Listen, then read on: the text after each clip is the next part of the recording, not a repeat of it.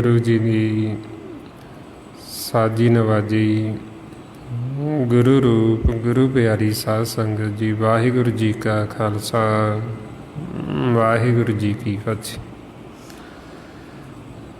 गुरमुख प्यारिओ, जो आप सतगुरां की किरपा द्वारा जो सानू सतगुरु उपदेश कर रहे, आप जो गुरबाणी गुरु सानू समझाउंदे ने, जो सानू ज्ञान बख्शिश करदे, उहदे उत्ते आप सतगुरां की किरपा द्वारा ही विचार करते। सारा जिहड़ा समझाया जा रहा वो अपने मन नूं उपदेश दिता जा रहा, मन नूं समझाया जा रहा। हुण जदों आपां नूं फिर ज्ञान हो जांदा, सोझी आ जाती, फिर साडा झगड़ा जिहड़ा वो किसी होर नाल नहीं है, ये मन दे नाल ही है। मन नूं ही समझाउणा, मन दे नाल ही झगड़ा, मन दे नाल ही फिर ये विचार समझाउण वास्ते, ते मन ही समझ के फिर ये सच दे विच समाउंदा, मालक दे विच लीन हुंदा। महाराज फरमाउंदे, मन ही नाल झगड़ा, मन ही नाल सथ, मन ही मंझ समाई। बई मन दे नाल ही साडा जिहड़ा ये झगड़ा है, जिहड़ा मन नूं ही असीं समझाउणा है, क्योंकि मन ही भुल्लिया होया। ਜੇ ਅਸੀਂ ਮਨ ਤੋਂ ਬਿਨਾਂ ਕਿਸੇ ਹੋਰ ਨਾਲ ਝਗੜਾ ਕਰਾਂਗੇ, ਹੋਰ ਨਾਲ ਲੜਾਂਗੇ, ਦੂਜੇ ਨਾਲ ਲੜਾਂਗੇ, ਫਿਰ ਅਸੀਂ ਜੀਵਨ ਦਾ ਲਾਹਾ ਨਹੀਂ ਕੱਟ ਕੇ ਜਾਵਾਂਗੇ, ਅਸੀਂ ਇਸ ਜੀਵਨ ਦੀ ਬਾਜੀ ਨੂੰ ਹਾਰ ਜਾਵਾਂਗੇ। ਮਾਰੇ ਕਹਿੰਦੇ ਬੈਨ ਮਨੇ ਜੇ ਹੋਰੀ ਨਾਲ ਲੂਝਦੇ ਜਾਸੀ ਜਨਮ ਗਵਾਏ। ਬਈ ਜਿਹੜੇ ਮਨ ਤੋਂ ਬਿਨਾਂ ਹੋਰਾਂ ਨਾਲ ਝਗੜਾ ਪਾਉਂਦੇ, ਹੋਰਾਂ ਨਾਲ ਲੜਦੇ, ਉਹ ਸਤਿਗੁਰੂ ਕਹਿੰਦੇ ਬਾਜੀ ਹਾਰ ਜਾਂਦੀ। ਇਸ ਵਾਸਤੇ ਹੁਣ ਆਪਾਂ ਆਪਣੇ ਹੀ ਮਨ ਨੂੰ ਸਮਝਾਉਣਾ, ਕਿਸੇ ਹੋਰ ਨੂੰ ਸਮਝਾਉਣ ਦੀ ਬਜਾਏ, ਕਿਸੇ ਹੋਰ ਨੂੰ ਮਾਰਨ ਦੀ ਬਜਾਏ ਜੇ ਅਸੀਂ ਮਨ ਨੂੰ ਹੀ ਮਾਰ ਦਈਏ ਤੇ ਫਿਰ ਅਸੀਂ ਸੁਖੀ ਹੋ ਜਾਂਦੇ। ਮਾਰੇ ਕਹਿੰਦੇ ਫਿਰ ਗੁਰਮੁਖਾਂ ਨੇ, ਜਿਨ੍ਹਾਂ ਨੇ ਗੁਰੂ ਦੀ ਮੱਤ ਲਈ, ਉਹਨਾਂ ਨੇ ਮਨ ਨੂੰ ਹੀ ਮਾਰ ਦਿੱਤਾ। ਗੁਰਮੁਖ ਇਹ ਮਨ ਮਾਰਿਆ, ਸ਼ਬਦ ਕਸਵੱਟੀ ਲਾਈ। ਇਹ ਗੁਰਮੁਖਾਂ ਨੇ ਮਨ ਨੂੰ ਹੀ ਮਾਰ ਦਿੱਤਾ। ਜਿਹਦਾ ਸਾਰਾ ਝਗੜਾ ਸੀ ਇਹਨੂੰ ਹੀ ਖਤਮ ਕਰ ਦਿੱਤਾ। ਤੇ ਜਦੋਂ ਮਨ ਮਰ ਗਿਆ ਤੇ ਫਿਰ ਮਾਲਕ ਦੇ ਕੋਲ ਇੱਕ ਬੂਟੀ ਹੈ ਜਿਹੜੀ ਫਿਰ ਮਨ ਨੂੰ ਦੇ ਕੇ ਸਦਾ ਵਾਸਤੇ ਅਮਰ ਕਰ ਦਿੰਦੀ। ਉਹ ਹੈ ਨਾਮ, ਉਹ ਹੈ ਅੰਮ੍ਰਿਤ ਜਲ। ਸਾਨੂੰ ਕਹਿੰਦੇ ਵੀ ਤੁਸੀਂ ਮਨ ਨੂੰ ਮਾਰ ਦਿਓ ਤੇ ਬਾਅਦ 'ਚ ਉਹਨੂੰ ਮੈਂ ਆਪੇ ਜਿਉਂਦਾ ਕਰਦਾ। ਇਹ ਐਸਾ ਜਿਉਂਦਾ ਕਰਾਂਗਾ ਦੁਬਾਰਾ ਇਹਦਾ ਮਰਨ ਨਹੀਂ ਹੋਏਗਾ, ਦੁਬਾਰਾ ਨਹੀਂ ਮਰੇਗਾ, ਸਦਾ ਵਾਸਤੇ ਇਹਨੂੰ ਅਮਰ ਕਰ ਦੇਵਾਂਗੇ। ਹੁਣ ਜੇ ਅਸੀਂ ਇਹ ਸ਼ਬਦ ਦੁਬਾਰਾ ਮਨ ਨੂੰ ਮਾਰ ਦਈਏ ਤੇ ਫਿਰ ਸਦਾ ਆਨੰਦ। ਮਾਰੇ ਕਹਿੰਦੇ ਸ਼ਬਦ ਮਰੀ ਤਾਂ ਸਦਾ ਆਨੰਦ। ਸਤਿਗੁਰ ਭੇਟੇ ਗੁਰ ਗੋਬਿੰਦ, ਨਾ ਫਿਰ ਮਰੇ ਨਾ ਆਵੇ ਜਾਏ, ਪੂਰੇ ਗੁਰ ਤੇ ਸੱਚ ਸਮਾਈ। ਜੇ ਅਸੀਂ ਮਨ ਨੂੰ ਮਾਰ ਦਈਏ ਤੇ ਮਾਰੇ ਕਹਿੰਦੇ ਸਦਾ ਆਨੰਦ, ਫਿਰ ਇਹ ਜਨਮ ਮਰਨ 'ਚ ਨਹੀਂ ਆਉਂਦਾ, ਜਨਮ ਮਰਨੇ ਦਾ ਕੱਟਿਆ ਜਾਂਦਾ ਹੈ। ਹੁਣ ਇਹਨੂੰ ਮਾਰਨਾ ਫਿਰ ਅਸੀਂ ਸ਼ਬਦ ਵਾਰ, ਜਿਵੇਂ ਇੱਕ ਤਾਂ ਹੁੰਦੀ ਹੈ ਸਰੀਰ ਦੀ ਮੌਤ, ਤਨ ਦੀ ਮੌਤ, ਜਿਹਨੂੰ ਅਸੀਂ ਕਹਿੰਦੇ ਹਾਂ ਵੀ ਫਲਾਣਾ ਜੀਵ ਚਲਾ ਗਿਆ ਜੀ, ਮਰ ਗਿਆ ਜੀ। ਹੁਣ ਇਹ ਸਰੀਰ ਤਨ ਦੀ ਮੌਤ ਦੇ ਨਾਲ ਮਨ ਨਹੀਂ ਮਰਦਾ, ਕਿਉਂਕਿ ਮਨ ਕੋਈ ਮਰਨ ਵਾਲੀ ਚੀਜ਼ ਹੈ ਨਹੀਂ। ਇਹ ਮਨ ਸ਼ਬਦ ਦੁਆਰਾ ਮਾਰਿਆ ਜਾ ਸਕਦਾ, ਇਹ ਮਾਲਕ ਦੇ ਵਿੱਚ ਲੀਨ ਹੋ ਸਕਦਾ। ਨਹੀਂ ਤਾਂ ਉੱਦਾਂ ਸੰਸਾਰ ਦੇ ਵਿੱਚ ਕੋਈ ਐਸਾ ਸ਼ਾਸਤਰ ਨਹੀਂ ਬਣਿਆ ਵੀ ਜਿਹੜਾ ਮਨ ਨੂੰ ਮਾਰ ਸਕੇ, ਕੋਈ ਐਸਾ ਜ਼ਹਿਰ ਨਹੀਂ ਬਣਿਆ ਜਿਹੜਾ ਮਨ ਨੂੰ ਮਾਰ ਸਕੇ, ਕਿਉਂਕਿ ਮਰਦਾ ਨਹੀਂ ਹੈ। ਇਹਨੇ ਮਾਰਨਾ ਸ਼ਬਦ ਦੁਆਰਾ।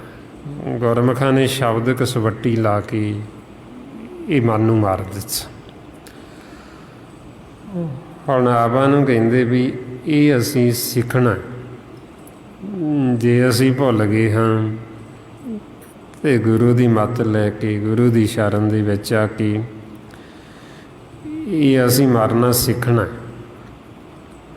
ਜੋ ਮਹਾਰਾਜ ਕਹਿੰਦੇ ਸਿੱਖੋ ਸ਼ਬਦ ਪਿਆਰਿਓ, ਜਨਮ ਮਰਨ ਕੀ ਟੇਕ, ਮੁਖ ਉਜਲ ਸਦਾ ਸੁਖੀ, ਨਾਨਕ ਸਿਮਰਤ ਏਕ।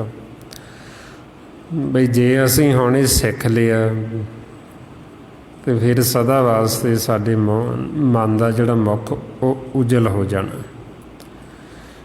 ਇਹਨੇ ਸਦਾ ਵਾਸਤੇ ਅਮਰ ਹੋ ਜਾਣਾ, ਇਹਨੇ ਸਦਾ ਸੁਖੀ ਹੋ ਜਾਣਾ। ਹੁਣ ਉਹਦੇ ਵਾਸਤੇ ਜਿਹੜੇ ਆਪਾਂ ਸਤ ਸੰਗਤ ਕਰਦੇ ਹਾਂ, ਕਿਉਂਕਿ ਮਨ ਨੂੰ ਸਮਝਾਉਣ ਵਾਸਤੇ, ਮਨ ਨੂੰ ਹੀ ਸਾਰਾ ਗਿਆਨ ਦਿੱਤਾ ਜਾ ਰਿਹਾ, ਇਹਨੂੰ ਸਮਝਾਇਆ ਜਾ ਰਿਹਾ। ਮਹਾਰਾਜ ਕਹਿੰਦੇ ਮਨ ਸਮਝਾਵਣ ਕਾਰਨੇ, ਕਛੂ ਕੁ ਪੜ੍ਹੀਏ ਗਿਆਨ, ਵੀ ਮਨ ਨੂੰ ਸਮਝਾਉਣ ਵਾਸਤੇ, ਮਨ ਨੂੰ ਮੱਤ ਦੇਣ ਵਾਸਤੇ। ਹੁਣ ਮਨ ਜੇ ਗੁਰੂ ਦੀ ਮੱਤ ਲੈ ਲਵੇ ਤੇ ਫਿਰ ਇਹ ਸੁਖੀ ਹੋ ਸਕਦਾ, ਨਹੀਂ ਤਾਂ ਇਹਨੇ ਸੰਸਾਰ ਦੇ ਵਿੱਚ ਦੁਖੀ ਹੀ ਰਹਿਣਾ। ਤਾਈਓ ਫਿਰ ਮਹਾਰਾਜ ਸਾਨੂੰ ਇਹ ਗਿਆਨ ਦਿੰਦੇ, ਮਨ ਨੂੰ ਸਮਝਾਉਂਦੇ, ਮਨ ਨੂੰ ਭੇਜ ਦਿੰਦੇ। ਕਿਉਂਕਿ ਮਨ ਹੈ ਜਿਹੜਾ, ਇਹ ਕੋਈ ਮਾਮੂਲੀ ਚੀਜ਼ ਨਹੀਂ ਹੈ। ਇਹ ਅਕਾਲ ਪੁਰਖ ਦਾ ਬੱਚਾ ਹੈ, ਪਰਮਾਤਮਾ ਦਾ, ਪਰਮੇਸ਼ਰ ਦਾ। ਇਹਦੇ ਵਿੱਚ ਬਹੁਤ ਵੱਡੀ ਸ਼ਕਤੀ ਹੈ। ਜਿਹੜਾ ਪਰਮਾਤਮਾ ਦੀ ਅੰਸ਼ ਹੈ, ਪਰਮਾਤਮਾ ਦਾ ਬੱਚਾ ਹੈ, ਉਹ ਮਾਮੂਲੀ ਤਾਂ ਹੋ ਨਹੀਂ ਸਕਦਾ। ਤਾਂਹੀਓ ਮਹਾਰਾਜ ਕਹਿੰਦੇ ਕਹੋ ਕਬੀਰ ਹਮ ਰਾਮ ਕੀ ਅੰਸ਼, ਵੀ ਅਸੀਂ ਕਿਹਦੀ ਅੰਸ਼ ਹਾਂ? ਉਹ ਰਾਮ ਦੀ, ਵਾਹਿਗੁਰੂ ਦੀ, ਉਹਦੇ ਅਸੀਂ ਬੱਚੇ ਹਾਂ। ਅਤੇ ਬੱਚਾ ਕੌਣ ਹੈ? ਮਨ, ਜਿਹੜਾ ਕਿ ਪ੍ਰਕਾਸ਼ ਰੂਪ ਹੈ, ਜੋਤ ਸਰੂਪ ਹੈ। ਹੁਣ ਇਹਨੂੰ ਭਰਮ ਪੈ ਗਏ, ਭਰਮ ਦੇ ਵਿੱਚ ਹੋਣ ਕਰਕੇ ਇਹਨੂੰ ਆਪਦੀ ਸ਼ਕਤੀ ਦਾ ਇਹਨੂੰ ਭੇਦ ਨਹੀਂ ਰਿਹਾ, ਇਹਨੂੰ ਸੋਝੀ ਨਹੀਂ ਰਹੀ ਹੈ। ਤਾਂ ਕਰਕੇ ਫਿਰ ਨਾ ਭੇਦ ਹੋਣ ਕਰਕੇ ਇਹਨੇ ਜਿਹੜਾ ਅਕਲ ਕਲਾ ਦਾ, ਜੋਤ ਦਾ ਇਸਤੇਮਾਲ ਕਰਨਾ ਸੀ, ਉਹ ਸੰਸਾਰ ਦੇ ਵਿੱਚ ਕਰਨਾ ਤਾਂ ਸਿੱਖ ਲਿਆ, ਮਾਇਆ ਦੇ ਵਿੱਚ। ਪਰ ਜਿਹੜਾ ਅਕਲ ਕਲਾ ਦਾ ਇਸਤੇਮਾਲ ਕਰਕੇ ਅਸੀਂ ਆਪਦੇ ਘਰ ਜਾਣਾ ਸੀ ਵਾਪਸ, ਭਵ ਸਾਗਰ ਨੂੰ ਪਾਰ ਕਰਨਾ ਸੀ, ਮਾਲਕ ਨਾਲ ਮਿਲਾਪ ਕਰਨਾ ਸੀ, ਅਸੀਂ ਆਪਦੇ ਘਰ ਜਾਣਾ ਸੀ, ਉਹ ਅਸੀਂ ਭੁੱਲ ਗਏ। ਉਹਦਾ ਸਾਡੇ ਮਨ ਨੂੰ ਗਿਆਨ ਨਹੀਂ ਰਿਹਾ, ਉਹਦਾ ਮਨ ਨੂੰ ਸੋਝੀ ਨਹੀਂ ਰਹੀ। ਤਾਂ ਕਰਕੇ ਫਿਰ ਇਹ ਭਰਮ ਦੇ ਵਿੱਚ ਹੋਣ ਕਰਕੇ, ਵਿਚਾਰਾਂ ਵਿੱਚ ਹੋਣ ਕਰਕੇ ਜਿਹੜੀ ਇਹਦੀ ਸ਼ਕਤੀ ਹੈ ਉਹ ਬਿਖਰੀ ਹੋਈ ਹੈ। ਜਿਉਂ-ਜਿਉਂ ਮਨ ਇਕਾਗਰ ਹੁੰਦਾ ਹੈ, ਤਿਉਂ-ਤਿਉਂ ਇਹਦੇ ਵਿੱਚ ਆਤਮ ਬਲ ਆਉਂਦਾ ਜਾਂਦਾ, ਤਿਉਂ-ਤਿਉਂ ਇਹ ਸ਼ਕਤੀਸ਼ਾਲੀ ਹੁੰਦਾ ਜਾਂਦਾ। ਤਾਂਹੀਓ ਆਪਾਂ ਦੇਖਦੇ ਹਾਂ ਵੀ ਜਦੋਂ ਤਾਂ ਮਨ ਵਿਚਾਰਾਂ ਦੇ ਵਿੱਚ, ਭਰਮ ਦੇ ਵਿੱਚ ਹੁੰਦਾ, ਇਹਦੇ ਵਿੱਚ ਕੋਈ ਬਲ ਨਹੀਂ ਰਹਿੰਦਾ, ਇਹ ਨਿਰਬਲ ਹੋ ਜਾਂਦਾ। ਬਈ ਛੋਟੀ ਛੋਟੀ ਗੱਲ 'ਤੇ ਇਹ ਵਹਿਮ ਕਰਦਾ, ਨਿੱਕੀ ਨਿੱਕੀ ਗੱਲ 'ਤੇ ਗੁੱਸਾ ਚੜ੍ਹਦਾ, ਭਰਮ ਕਰਦਾ ਹੈ, ਚਿੰਤਾ ਕਰਦਾ, ਫਿਕਰ ਕਰਦਾ। ਇਹ ਜਿਹੜਾ ਮਨ ਨਿਰਬਲ ਹੋ ਗਿਆ, ਉਹਦੇ ਲੱਛਣ ਨੇ ਵੀ ਜਿਹਦੇ ਵਿੱਚ ਕੋਈ ਬਲ ਨਹੀਂ ਹੈ, ਜਿਹਦੇ ਵਿੱਚ ਕੋਈ ਸ਼ਕਤੀ ਨਹੀਂ। ਅਤੇ ਨਾ ਹੀ ਫਿਰ ਇਹਦੇ ਵਿੱਚ ਸੁਣਨ ਸ਼ਕਤੀ ਰਹਿੰਦੀ, ਨਾ ਹੀ ਬੋਲਣ ਦੇ ਵਿੱਚ, ਇਹਦੇ ਬਚਨਾਂ ਦੇ ਵਿੱਚ ਕੋਈ ਸ਼ਕਤੀ ਰਹਿੰਦੀ, ਨਾ ਹੀ ਇਹਦੀ ਦ੍ਰਿਸ਼ਟੀ ਵਿੱਚ ਕੋਈ ਸ਼ਕਤੀ ਰਹਿੰਦੀ। ਕਿਉਂਕਿ ਉਹ ਜਿਹੜੀ ਸ਼ਕਤੀ ਸੀ ਉਹ ਵਿਖਰ ਗਈ, ਇਹ ਖੰਡ ਖੰਡ ਹੋ ਗਿਆ, ਭਰਮ ਦੇ ਵਿੱਚ ਚਲਾ ਗਿਆ। ਇਸ ਕਰਕੇ ਫਿਰ ਆਪਾਂ ਦੇਖਦੇ ਵੀ ਜਿਹੜੇ ਗੁਰਮੁਖ ਹੁੰਦੇ, ਸੰਤ ਸਾਧੂ ਨੇ, ਉਹਨਾਂ ਦੀ ਦ੍ਰਿਸ਼ਟੀ ਦੇ ਵਿੱਚ ਵੀ ਸ਼ਕਤੀ ਹੈ। ਤਾਂਹੀਓ ਆਪਾਂ ਗੁਰਮੁਖਾਂ ਨੂੰ ਬੇਨਤੀ ਕਰਦੇ ਵੀ ਸਾਡੇ 'ਤੇ ਦ੍ਰਿਸ਼ਟੀ ਪਾਓ। ਕਿਉਂਕਿ ਉਹਨਾਂ ਦੀ ਦ੍ਰਿਸ਼ਟੀ ਦੇ ਵਿੱਚ ਸ਼ਕਤੀ, ਉਹ ਜਿਹੜੀ ਦ੍ਰਿਸ਼ਟੀ ਉਹ ਅੰਮ੍ਰਿਤਮਈ ਹੈ। ਉਹ ਜਦੋਂ ਸਾਡੇ ਉੱਤੇ ਪੈਂਦੀ, ਉਹਦੇ ਨਾਲ ਸਾਡੇ ਮਨ ਦੀ ਮੈਲ ਉਤਰ ਜਾਂਦੀ, ਸਾਡੇ ਪਾਪ ਖੰਡਨ ਹੋ ਜਾਂਦੇ। ਅਤੇ ਉਹਨਾਂ ਦੇ ਬਚਨਾਂ ਦੇ ਵਿੱਚ ਵੀ ਸ਼ਕਤੀ ਹੈ, ਉਹ ਬਚਨ ਵੀ ਅੰਮ੍ਰਿਤਮਈ ਨੇ। ਜਦੋਂ ਉਹ ਬਚਨ ਕਰਦੇ, ਉਹ ਬਚਨਾਂ ਦੀ ਧੂੜੀ ਸਾਡੇ 'ਤੇ ਪੈਂਦੀ, ਉਹ ਬਚਨਾਂ ਦੇ ਨਾਲ ਸਾਡੇ ਮਨ ਨੂੰ ਠੰਡ ਪੈਂਦੀ, ਸਾਡਾ ਮਨ ਸ਼ੀਤਲ ਹੁੰਦਾ ਹੈ, ਸਾਡੇ ਮਨ ਦੀ ਮੈਲ ਉਤਰਦੀ। ਕਿਉਂਕਿ ਉਹਨਾਂ ਦਾ ਜਿਹੜਾ ਮਨ ਉਹ ਇਕਾਗਰ ਹੋ ਗਿਆ, ਤਾਂ ਕਰਕੇ ਉਹਨਾਂ ਦੇ ਵਿੱਚ ਆਤਮ ਬਲ ਹੈ। ਤਾਂਹੀਓ ਜਦੋਂ ਗੁਰਮੁਖ ਬੋਲਦੇ, ਉਹਨਾਂ ਦੇ ਬੋਲਣ ਦੇ ਵਿੱਚ ਉਹ ਆਤਮ ਬਲ ਹੁੰਦਾ ਹੈ। ਤਾਂਹੀਓ ਫਿਰ ਉਹ ਬਚਨ ਨੇ ਜਿਹੜੇ, ਉਹ ਬਚਨ ਜਦੋਂ ਅਸੀਂ ਧਿਆਨ ਦੇ ਨਾਲ ਸੁਣਦੇ ਹਾਂ, ਉਹ ਸੁਣਨ ਦੇ ਨਾਲ ਸਾਡੇ ਮਨ ਦੀ ਮੈਲ ਉਤਰਦੀ, ਸਾਡਾ ਮਨ ਸ਼ੁੱਧ ਹੁੰਦਾ, ਸਾਡਾ ਹਿਰਦਾ ਸ਼ੁੱਧ ਹੁੰਦਾ। ਇਸ ਵਾਸਤੇ ਫਿਰ ਆਪਾਂ ਜਦੋਂ ਉਹਨਾਂ ਗੁਰਮੁਖਾਂ ਦੇ ਵਚਨ ਸੁਣਦੇ ਹਾਂ ਜਾਂ ਉਹਨਾਂ ਦਾ ਅਸੀਂ ਸੰਗ ਕਰਦੇ ਹਾਂ, ਫਿਰ ਉਹ ਆਪਾਂ ਨੂੰ ਦੱਸਦੇ ਵੀ ਇਹ ਸਾਡੇ ਮਨ ਦੇ ਵਿੱਚ ਵੀ ਕਿਵੇਂ ਬਲ ਆਉਣਾ ਹੈ, ਕਿਵੇਂ ਇਹਦੇ ਵਿੱਚ ਆਤਮ ਬਲ ਆਉਣਾ, ਕਿਵੇਂ ਆਤਮ ਸ਼ਕਤੀ ਆਉਣੀ। ਉਹ ਫਿਰ ਜਿਉਂ-ਜਿਉਂ ਆਪਾਂ ਹੁਣ ਇਹ ਅਭਿਆਸ ਕਰਾਂਗੇ, ਸਿਮਰਨ ਕਰਾਂਗੇ, ਅਤੇ ਉਹ ਸਾਡਾ ਮਨ ਇਕਾਗਰ ਹੋਏਗਾ। ਜਿਉਂ-ਜਿਉਂ ਇਕਾਗਰ ਹੁੰਦਾ ਜਾਂਦਾ ਅਤੇ ਉਹਦੇ ਵਿੱਚ ਆਤਮ ਬਲ ਆਉਂਦਾ ਜਾਂਦਾ। ਹੁਣ ਇਹਨੂੰ ਫਿਰ ਕਹਿੰਦੇ ਗੁਰਬਾਣੀ ਗੁਰੂ ਦੁਆਰਾ ਵੀ ਅਸੀਂ ਸਿਮਰਨ ਕਰਕੇ, ਅਭਿਆਸ ਕਰਕੇ ਇਹ ਮਨ ਨੂੰ ਇਕਾਗਰ ਕਰਨਾ ਅਤੇ ਨਾਮ ਦੇ ਨਾਲ ਜੋੜਨਾ। ਅਤੇ ਜਦੋਂ ਇਹ ਨਾਮ ਦੇ ਵਿੱਚ ਸਮਾ ਗਿਆ, ਉਦੋਂ ਕਹਿੰਦੇ ਵੀ ਇਹ ਸ਼ਬਦ ਦੁਆਰਾ ਮਰ ਗਿਆ। ਅਤੇ ਇਸ ਲਈ ਮਹਾਰਾਜ ਕਹਿੰਦੇ ਉੱਦਾਂ ਤਾਂ ਸਰੀਰ ਕਰਕੇ ਤਾਂ ਸਾਰਾ ਸੰਸਾਰ ਹੀ ਮਰਦਾ ਪਿਆ, ਪਰ ਕਹਿੰਦੇ ਇਹਨਾਂ ਨੂੰ ਮਰਨਾ ਆਉਂਦਾ ਨਹੀਂ। ਕਬੀਰ ਮਰਤਾ ਮਰਤਾ ਜਗ ਮੁਗਾ, ਮਰ ਵੀ ਨਾ ਜਾਣੇ ਕੋਈ, ਐਸੀ ਮਰਨੀ ਜੋ ਮਰੇ ਬੌਰ ਨਾ ਮਰਨਾ ਹੋਈ। ਵੀ ਇੱਕ ਐਸੀ ਵੀ ਮੌਤ ਹੈ, ਜੇ ਅਸੀਂ ਹੁਣ ਮਰ ਜਾਈਏ ਤਾਂ ਦੁਬਾਰਾ ਸਾਡਾ ਮਰਨ ਨਹੀਂ ਹੁੰਦਾ। ਇੱਕ ਵਾਰੀ ਮਰੇ ਅਤੇ ਮੁੜ ਕੇ ਮੌਤ ਨਹੀਂ ਹੋਏਗੀ। ਅਤੇ ਸੰਸਾਰ ਦੇ ਵਿੱਚ ਇਹ ਵਾਰ-ਵਾਰ ਜਨਮ ਹੈ, ਮੌਤ ਹੈ, ਜਨਮ ਹੈ, ਮੌਤ ਹੈ, ਇਹ ਅਸੀਂ ਚੱਕਰ ਦੇ ਵਿੱਚ ਪਏ ਹੋਏ ਹਾਂ। ਜਿਉਂ ਅਸੀਂ ਸਤਿਯੁਗ ਤੋਂ ਚੱਲੇ ਅਤੇ ਉਹਦੇ ਅਸੀਂ ਜੰਮਦੇ ਮਰਦੇ ਹੀ ਆ ਰਹੇ ਹਾਂ। ਆਕਾਰਾਂ ਦੇ ਵਿੱਚ ਗਾਂਹ ਦੀ ਗਾਂਹ ਆਕਾਰ ਬਦਲਦੇ ਆ ਰਹੇ ਹਾਂ। ਅਤੇ ਹੁਣ ਆਪਾਂ ਨੂੰ ਮਾਨਸ ਜਾਮਾ ਮਿਲਿਆ, ਅਤੇ ਹੁਣ ਸਾਨੂੰ ਸਤਿਗੁਰੂ ਸਮਝਾਉਂਦੇ ਵੀ ਜੇ ਅਸੀਂ ਹੁਣ ਗੁਰੂ ਦੀ ਮੱਤ ਦੁਆਰਾ ਮਰ ਜਾਈਏ,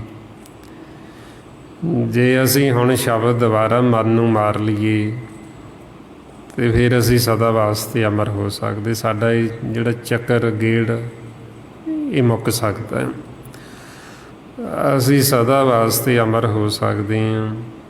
ਅਤੇ ਉਹਦੇ ਵਾਸਤੇ ਫਿਰ ਸਾਨੂੰ ਕਹਿੰਦੇ ਵੀ ਸਿੱਖੋ, ਵੀ ਜੇ ਤੁਸੀਂ ਭੁੱਲ ਗਏ ਹੋ ਅਤੇ ਹੁਣ ਮਰਨਾ ਸਿੱਖ ਲਓ ਗੁਰੂ ਦੀ ਮੱਤ ਦੁਆਰਾ। ਇੱਕ ਤਾਂ ਆਪਾਂ ਦੇਖਦੇ ਵੀ ਸਰੀਰ ਦੀ ਮੌਤ, ਸਰੀਰ ਦੀ ਮੌਤ ਤਾਂ ਜਦੋਂ ਸਵਾਸ ਖਤਮ ਹੋ ਜਾਂਦੇ, ਸਾਹ ਰੁਕ ਜਾਂਦੇ, ਆਪਾਂ ਕਹਿੰਦੇ ਆ ਜੀ ਵੀ ਮਰ ਗਿਆ ਜੀ। ਪਰ ਇਹਦੇ ਨਾਲ ਮਨ ਜਿਹੜਾ, ਮਨ ਨੂੰ ਤਾਂ ਯਾਦ ਹੋਣ ਹੀ ਨਹੀਂ ਦਿੰਦੇ। ਮਨ ਨੂੰ ਤਾਂ ਜੰਮ ਨੇ ਜਿਹੜੇ ਉਦੋਂ ਹੀ ਕੁੱਟਣਾ ਸ਼ੁਰੂ ਕਰ ਦਿੰਦੇ। ਇੱਧਰ ਸਰੀਰ ਦੇ ਨਾਲੋਂ ਸੰਬੰਧ ਟੁੱਟਾ ਨਹੀਂ, ਸਾਡੇ ਸਵਾਸ ਖਤਮ ਨਹੀਂ ਹੋਏ ਅਤੇ ਉਦੋਂ ਹੀ ਜੰਮ ਫੜ ਲੈਂਦੇ। ਉਦੋਂ ਮਨ ਨੂੰ ਪਤਾ ਲੱਗਦਾ ਵੀ ਆਹ ਤਾਂ ਬੜੀ ਵੱਡੀ ਮੁਸੀਬਤ ਪੈ ਗਈ। ਫਿਰ ਇਹਨੂੰ ਪਤਾ ਲੱਗਦਾ ਵੀ ਸਭ ਤੋਂ ਵੱਡੀ ਮੁਸੀਬਤ ਇਹ ਹੈ ਵੀ ਜਦੋਂ ਅਸੀਂ ਦੇਹ ਛੱਡਦੇ ਹਾਂ। ਔਰ ਸੰਸਾਰ ਦੀਆਂ ਜਿਹੜੀਆਂ, ਜਿਨ੍ਹਾਂ ਨੂੰ ਅਸੀਂ ਬੜੀਆਂ ਵੱਡੀਆਂ ਪਰੇਸ਼ਾਨੀਆਂ ਸਮਝਦੇ, ਇਹ ਕੋਈ ਪਰੇਸ਼ਾਨੀਆਂ ਨਹੀਂ ਉਹਦੇ ਮੂਹਰੇ, ਇਹ ਤਾਂ ਮਾਮੂਲੀ ਨੇ। ਸੰਸਾਰ ਦੇ ਰੋਗ, ਇਸ ਸਰੀਰ ਦੇ ਰੋਗ, ਸੰਸਾਰ ਦੀਆਂ ਚਿੰਤਾਵਾਂ, ਫਿਕਰ, ਇਹ ਸਭ ਮਾਮੂਲੀ ਨੇ, ਜਿਨ੍ਹਾਂ ਨੂੰ ਅਸੀਂ ਬੜਾ ਵੱਡਾ ਸਮਝਦੇ। ਅਸਲ ਮੁਸੀਬਤ, ਅਸਲ ਔਖੀ ਘੜੀ ਸਾਡੇ 'ਤੇ ਉਦੋਂ ਆਉਂਦੀ ਜਦੋਂ ਅਸੀਂ ਇਹ ਦੇਹ ਤੋਂ ਵੱਖ ਹੁੰਦੇ ਹਾਂ, ਜਦੋਂ ਜੀਵ ਸਰੀਰ ਛੱਡਦਾ। ਉਦੋਂ ਗੁਰਬਾਣੀ ਗੁਰੂ ਕਹਿੰਦੇ ਵੀ ਹੁਣ ਪਈ ਮੁਸੀਬਤ, ਹੁਣ ਆਈ ਔਖੀ ਘੜੀ। ਅਤੇ ਹੁਣ ਉਦੋਂ ਪਤਾ ਲੱਗਦਾ ਵੀ ਸਾਡਾ ਸਾਥ ਕੌਣ ਦਿੰਦਾ।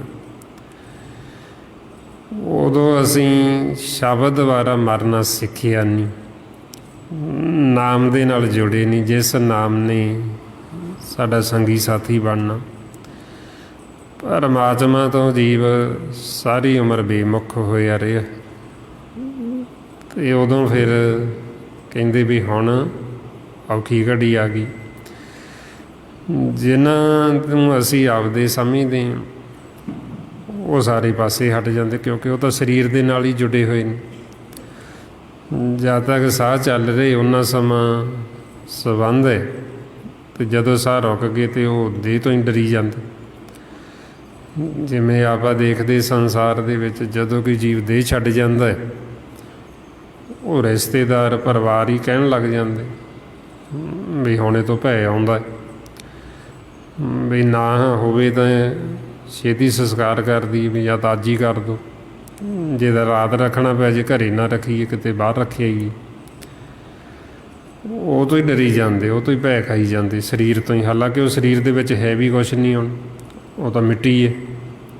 ਜਿਹੜਾ ਅੰਦਰ ਵੱਸਦਾ ਸੀ, ਜਿਹੜਾ ਬੋਲਦਾ, ਜਿਹੜਾ ਦੇਖਦਾ, ਜਿਹੜਾ ਸੁਣਦਾ ਸੀ, ਉਹ ਤਾਂ ਇਹਦੇ ਵਿੱਚੋਂ ਨਿਕਲ ਗਿਆ। ਅਤੇ ਉਦੋਂ ਫਿਰ ਮੁਸੀਬਤ ਪੈਂਦੀ, ਉਦੋਂ ਔਖੀ ਘੜੀ ਆਉਂਦੀ। ਉਦੋਂ ਮਹਾਰਾਜ ਕਹਿੰਦੇ ਵੀ ਜਦੋਂ ਅੰਤ ਵਾਰ ਸਮਾਂ ਮਨ ਨੂੰ ਕਹਿੰਦੇ ਤੇਰਾ ਇਹ ਔਖੀ ਘੜੀ ਆਉਣੀ, ਵੀ ਉਦੋਂ ਤੇਰਾ ਕਿਸੇ ਨੇ ਸਾਥ ਨਹੀਂ ਦੇਣਾ। ਤਾਈਓ ਭੁੱਲੇ ਮਨ ਨੂੰ ਸਮਝਾਉਂਦੇ ਮਹਾਰਾਜ ਕਹਿੰਦੇ ਪ੍ਰੀਤਮ ਜਾਣ ਲਿਓ ਮਨ ਮਾਹੀ, ਆਪਣੇ ਸੁੱਖ ਸਿਓ ਹੀ ਜਗ ਫਾਦਿਓ ਕੋ ਕਾਹੂ ਕੋ। ਸੁੱਖਾਂ ਕਰਕੇ ਹੀ ਜੁੜੇ ਹੋਏ ਨੇ। ਸੁੱਖ ਦੇ ਵਿੱਚ ਤਾਂ ਚਾਰ ਚੁਫੇਰੇ ਘੇਰ ਕੇ ਬੈਠ ਜਾਂਦੇ, ਜਦੋਂ ਤੇਰੇ ਤੇ ਵਿਪਤਾ ਪਈ ਉਦੋਂ ਤੇਰੇ ਕਿਸੇ ਨੇ ਨੇੜੇ ਵੀ ਨਹੀਂ ਆਉਣਾ। ਪ੍ਰੀਤ ਲੱਗਦਾ ਆਸਿਓ ਰਹਿਤ ਸਦਾ ਸੰਗ ਲਾਗੀ, ਜਬ ਹੀ ਹੰਸ ਤਜੀਏ ਕਾਇਆ, ਉਹ ਪ੍ਰੀਤ ਕਰ ਭਾਗੀ। ਮਹਾਰਾਜ ਕਹਿੰਦੇ ਵੀ ਉਹਨੇ ਪ੍ਰੀਤ ਲੱਗਣ ਲੱਗ ਜਾਂਦਾ। ਫੇਰ ਦੱਸਦੇ ਵੀ ਇੰਨਾ ਕੁ ਸੰਸਾਰ ਦਾ ਹੀ ਪਿਆਰ ਹੈ, ਇਹਨੂੰ ਝੂਠਾ ਕਹਿੰਦੇ ਤਾਂ। ਇਹ ਵੈਦ ਕੋ ਬਿਹਾਰ ਬਣਿਓ ਹੈ, ਜਾਸਿਓ ਨੇਹੋ ਲਗਾਇਓ, ਅੰਤ ਬਾਰ ਨਾਨਕ ਬਿਨ ਹਰ ਜੀ ਕਉ ਕਾਮ ਨਾ ਆਇਓ। ਬਈ ਜਦੋਂ ਅੰਤ ਸਮਾਂ ਆਇਆ, ਪਰਮਾਤਮਾ ਤੋਂ ਬਿਨਾਂ ਕੋਈ ਕੰਮ ਹੀ ਨਹੀਂ ਆਉਂਦਾ। ਜਿਨ੍ਹਾਂ ਨੂੰ ਆਪਦੇ ਸਮਝਦੇ ਸੀ ਉਹ ਸਭ ਸਾਥ ਛੱਡ ਗਏ। ਇਹ ਆਪਣੇ ਨਾਲ ਪਤਾ ਨਹੀਂ ਕਿੰਨੀ ਕੁ ਵਾਰ ਹੋਇਆ। ਜਿਉਂ ਆਪਾਂ ਸਤਿਯੁਗ ਤੋਂ ਚੱਲੇ ਆ, ਚੌਥਾ ਯੁੱਗ ਹੈ, ਆਪਾਂ ਨੂੰ ਮਾਨਸ ਜਾਮਾ ਵੀ ਮਿਲਦਾ ਰਿਹਾ। ਮਾਨਸ ਜਾਮੇ ਵਿੱਚ ਆਪਾਂ ਆ ਕੇ ਇੱਥੇ ਸੰਯੋਗ ਸਾਡਾ ਜੁੜ ਜਾਂਦਾ, ਪਰਿਵਾਰ, ਬੱਚੇ, ਧੀਆਂ, ਪੁੱਤਰ, ਭੈਣ ਭਰਾ, ਮਾਂ ਪਿਓ, ਇਹ ਸਾਡਾ ਸੰਯੋਗ ਜੁੜਦਾ ਸੀ। ਇਹਨਾਂ ਦੇ ਨਾਲ ਜੁੜ ਜਾਂਦੇ, ਇਹਨਾਂ ਦੀ ਖਾਤਰ ਸਾਰੀ ਉਮਰ ਕਰਮ ਕਰਦੇ ਰਹਿੰਦੇ। ਅਤੇ ਜਦੋਂ ਅੰਤ ਸਮਾਂ ਆਉਂਦਾ, ਸਾਰਾ ਕੁਛ ਇੱਥੇ ਹੀ ਛੱਡ ਕੇ ਉਹ ਅੱਗੇ ਚਲੇ ਜਾਂਦੇ ਆ ਘਰ ਦੇ ਵਿੱਚ, ਅਤੇ ਅੱਗੇ ਸਾਡੀ ਕੋਈ ਬਾਂਹ ਨਾ ਫੜਦਾ, ਕੋਈ ਸਾਥ ਨਾ ਦਿੰਦਾ। ਇਸ ਲਈ ਪਤਾ ਨਹੀਂ ਆਪਾਂ ਕਿੰਨੀ ਕੁ ਵਾਰ ਆਏ, ਕਿੰਨੀ ਕੁ ਵਾਰ ਇਹ ਘਰ ਬਾਰ ਮਹਿਲ ਮਾੜੀਆਂ ਬਣਾ ਕੇ ਇੱਥੇ ਦੀਆਂ ਇੱਥੇ ਹੀ ਛੱਡ ਗਏ। ਸਾਰਾ ਕੁਛ ਇੱਥੇ ਦਾ ਇੱਥੇ ਹੀ, ਧਰੇ ਦਾ ਧਰੇ ਹੀ ਰਹਿ ਗਿਆ, ਅਤੇ ਅੱਗੇ ਫੇਰ ਘਰਾਂ ਦੇ ਵਿੱਚ ਮੁੜ ਜਾਂਦੇ। ਇਸ ਲਈ ਮਹਾਰਾਜ ਕਹਿੰਦੇ ਫਰੀਦਾ ਕੋਠੇ ਮੰਡਪ ਮਾੜੀਆਂ ਉਸਾਰਿਆਂ ਦੇ ਭੀ ਗਏ, ਕੂੜਾ ਸੌਦਾ ਕਰ ਗਏ, ਗੋਰੀ ਆਏ ਪਏ। ਬਈ ਇੱਧਰ ਪਤਾ ਨਹੀਂ ਅਸੀਂ ਕਿੰਨਾ ਹੀ ਵਾਰ ਇਹ ਕੂੜ ਦਾ ਸੌਦਾ ਕੀਤਾ। ਸੱਚਾ ਸੌਦਾ ਨਹੀਂ ਕੀਤਾ, ਕੂੜ ਦਾ ਕੀਤਾ, ਕੂੜ ਦਾ ਵਪਾਰ ਕੀਤਾ। ਕੂੜ ਇਕੱਠਾ ਕਰਦੇ ਰਹੇ। ਨਾਮ ਧਨ ਸੀ ਜਿਹੜਾ ਉਹ ਇਕੱਠਾ ਨਾ ਕੀਤਾ, ਨਾਮ ਦੇ ਨਾਲ ਜੁੜੇ ਨਾ। ਮਰਨਾ ਅਸੀਂ ਸਿੱਖਿਆ ਕੋਈ ਨਾ, ਅਤੇ ਇੱਧਰ ਧੰਦਾ ਹੀ ਕਰਦੇ ਰਹਿੰਦੇ। ਅਤੇ ਜਦ ਨੂੰ ਸਮਾਂ ਖਤਮ ਹੋ ਜਾਂਦਾ, ਜਦੋਂ ਸਮਾਂ ਖਤਮ ਹੁੰਦਾ, ਜਾਮੇ ਸਰੀਰ 'ਚੋਂ ਕੱਢਦੇ, ਸਜ਼ਾ ਦੇ ਕੇ ਫੇਰ ਕਾਰਾਂ ਦੇ ਵਿੱਚ ਭੇਜ ਦਿੰਦੇ, ਫੇਰ ਅਸੀਂ ਜੂਨਾਂ 'ਚ ਚਲੇ ਜਾਂਦੇ। ਇਸ ਲਈ ਮਹਾਰਾਜ ਕਹਿੰਦੇ ਵੀ ਇਹ ਗਿਣਤੀ ਨਹੀਂ ਹੋ ਸਕਦੀ ਅਸੀਂ ਕਿੰਨੀ ਕੁ ਵਾਰ ਆਏ, ਕਿੰਨੀ ਕੁ ਵਾਰ ਅਸੀਂ ਗਏ, ਕਿੰਨੀ ਕੁ ਵਾਰ ਸਾਡੇ ਸੰਯੋਗ ਜੁੜੇ। ਮਹਾਰਾਜ ਕਹਿੰਦੇ ਜੁੜ ਜੁੜ ਵਿਛੜੇ, ਵਿਛੜ ਜੁੜੇ। ਵੀ ਪਤਾ ਨਹੀਂ ਕਿੰਨੀ ਕੁ ਵਾਰ ਅਸੀਂ ਜੁੜੇ, ਫਿਰ ਵਿਛੜ ਗਏ, ਫਿਰ ਜੁੜ ਗਏ, ਫਿਰ ਵਿਛੜ ਗਏ। ਅਤੇ ਕਿੰਨੀ ਵਾਰੀ ਸਾਡੇ ਸੰਯੋਗ ਜੁੜੇ। ਕੇਤਿਆਂ ਕੇ ਬਾਪ, ਕੇਤਿਆਂ ਕੇ ਬੇਟੇ, ਕੇਤੇ ਗੁਰ ਚੇਲੇ ਹੋਏ, ਆਵਤ ਜਾਵਤ ਗਣਤ ਨਾ ਆਵੇ। ਬਈ ਜਿਨ੍ਹਾਂ ਨੂੰ ਅਸੀਂ ਕਹਿੰਦੇ ਹਾਂ ਵੀ ਇਹ ਸਾਡੇ ਪੁੱਤ ਨੇ, ਉਹੀਓ ਸਾਡੇ ਮੁੜ ਕੇ ਪਿਓ ਬਣ ਜਾਂਦੇ, ਅਤੇ ਜਾਂ ਅਸੀਂ ਉਹਨਾਂ ਦੇ ਬੱਚੇ ਬਣ ਜਾਂਦੇ। ਇਹ ਚੱਲਦਾ ਹੀ ਆ ਰਿਹਾ ਚੱਕਰ, ਗਾਂਹ ਦੀ ਗਾਂਹ ਅਸੀਂ ਤੁਰੇ ਆ ਰਹੇ ਹਾਂ ਅੱਗੇ ਦੀ ਅੱਗੇ। ਅਤੇ ਸਤਿਗੁਰੂ ਹੁਣ ਆਪਾਂ ਨੂੰ ਸਮਝਾਉਂਦੇ ਵੀ ਹੁਣ ਸਾਨੂੰ ਮਾਨਸ ਜਾਮਾ ਮਿਲਿਆ, ਮਾਲਕ ਨੇ ਫਿਰ ਸਾਡੇ 'ਤੇ ਤਰਸ ਕੀਤਾ, ਸਾਨੂੰ ਫਿਰ ਇਹ ਵਾਰੀ ਦਿੱਤੀ, ਸਾਨੂੰ ਹੁਣ ਮੌਕਾ ਦਿੱਤਾ।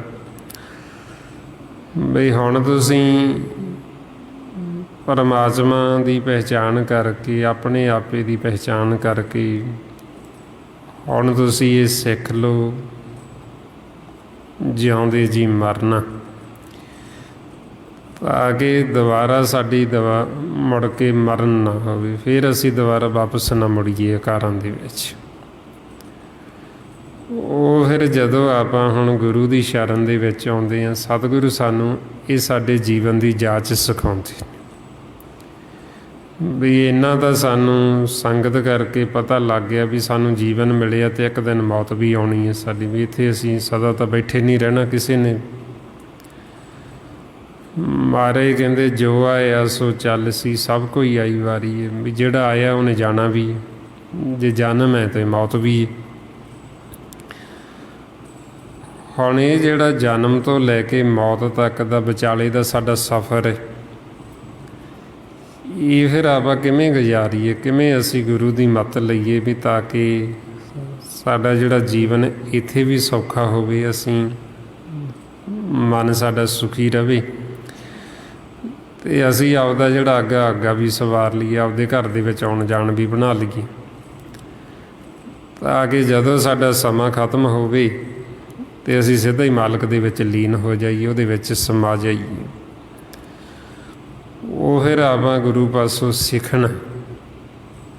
ਮਹਾਰਾਜ ਕਹਿੰਦੇ ਮੱਤ ਵਿੱਚ ਰਤਨ, ਬਈ ਜਦੋਂ ਅਸੀਂ ਗੁਰੂ ਦੀ ਸ਼ਰਨ 'ਚ ਆਉਂਦੇ, ਉਹ ਫਿਰ ਸਾਨੂੰ ਇਹ ਦੱਸਦੇ ਵੀ ਸਾਡੀ ਜਿਹੜੀ ਮੱਤ, ਇਹ ਕਿਵੇਂ ਸਾਡੀ ਮੱਤ ਨੇ, ਸਾਡੀ ਬੁੱਧ ਨੇ ਵਿਵੇਕ ਹੋਣਾ, ਕਿਵੇਂ ਸਾਨੂੰ ਵਿਵੇਕ ਗਿਆਨ ਹੋਣਾ, ਅਤੇ ਉਹ ਫਿਰ ਆਪਾਂ ਨੂੰ ਸਿਖਾਉਂਦੇ, ਜਿਹਨੂੰ ਮਹਾਰਾਜ ਕਹਿੰਦੇ ਮੱਤ ਵਿੱਚ ਜਨਮ ਮਰਨ ਹੋਰ ਕੈਸਾ, ਜਾ ਜੀ ਮਾਤਾ ਜੁਗਤ ਨਾਹੀਂ।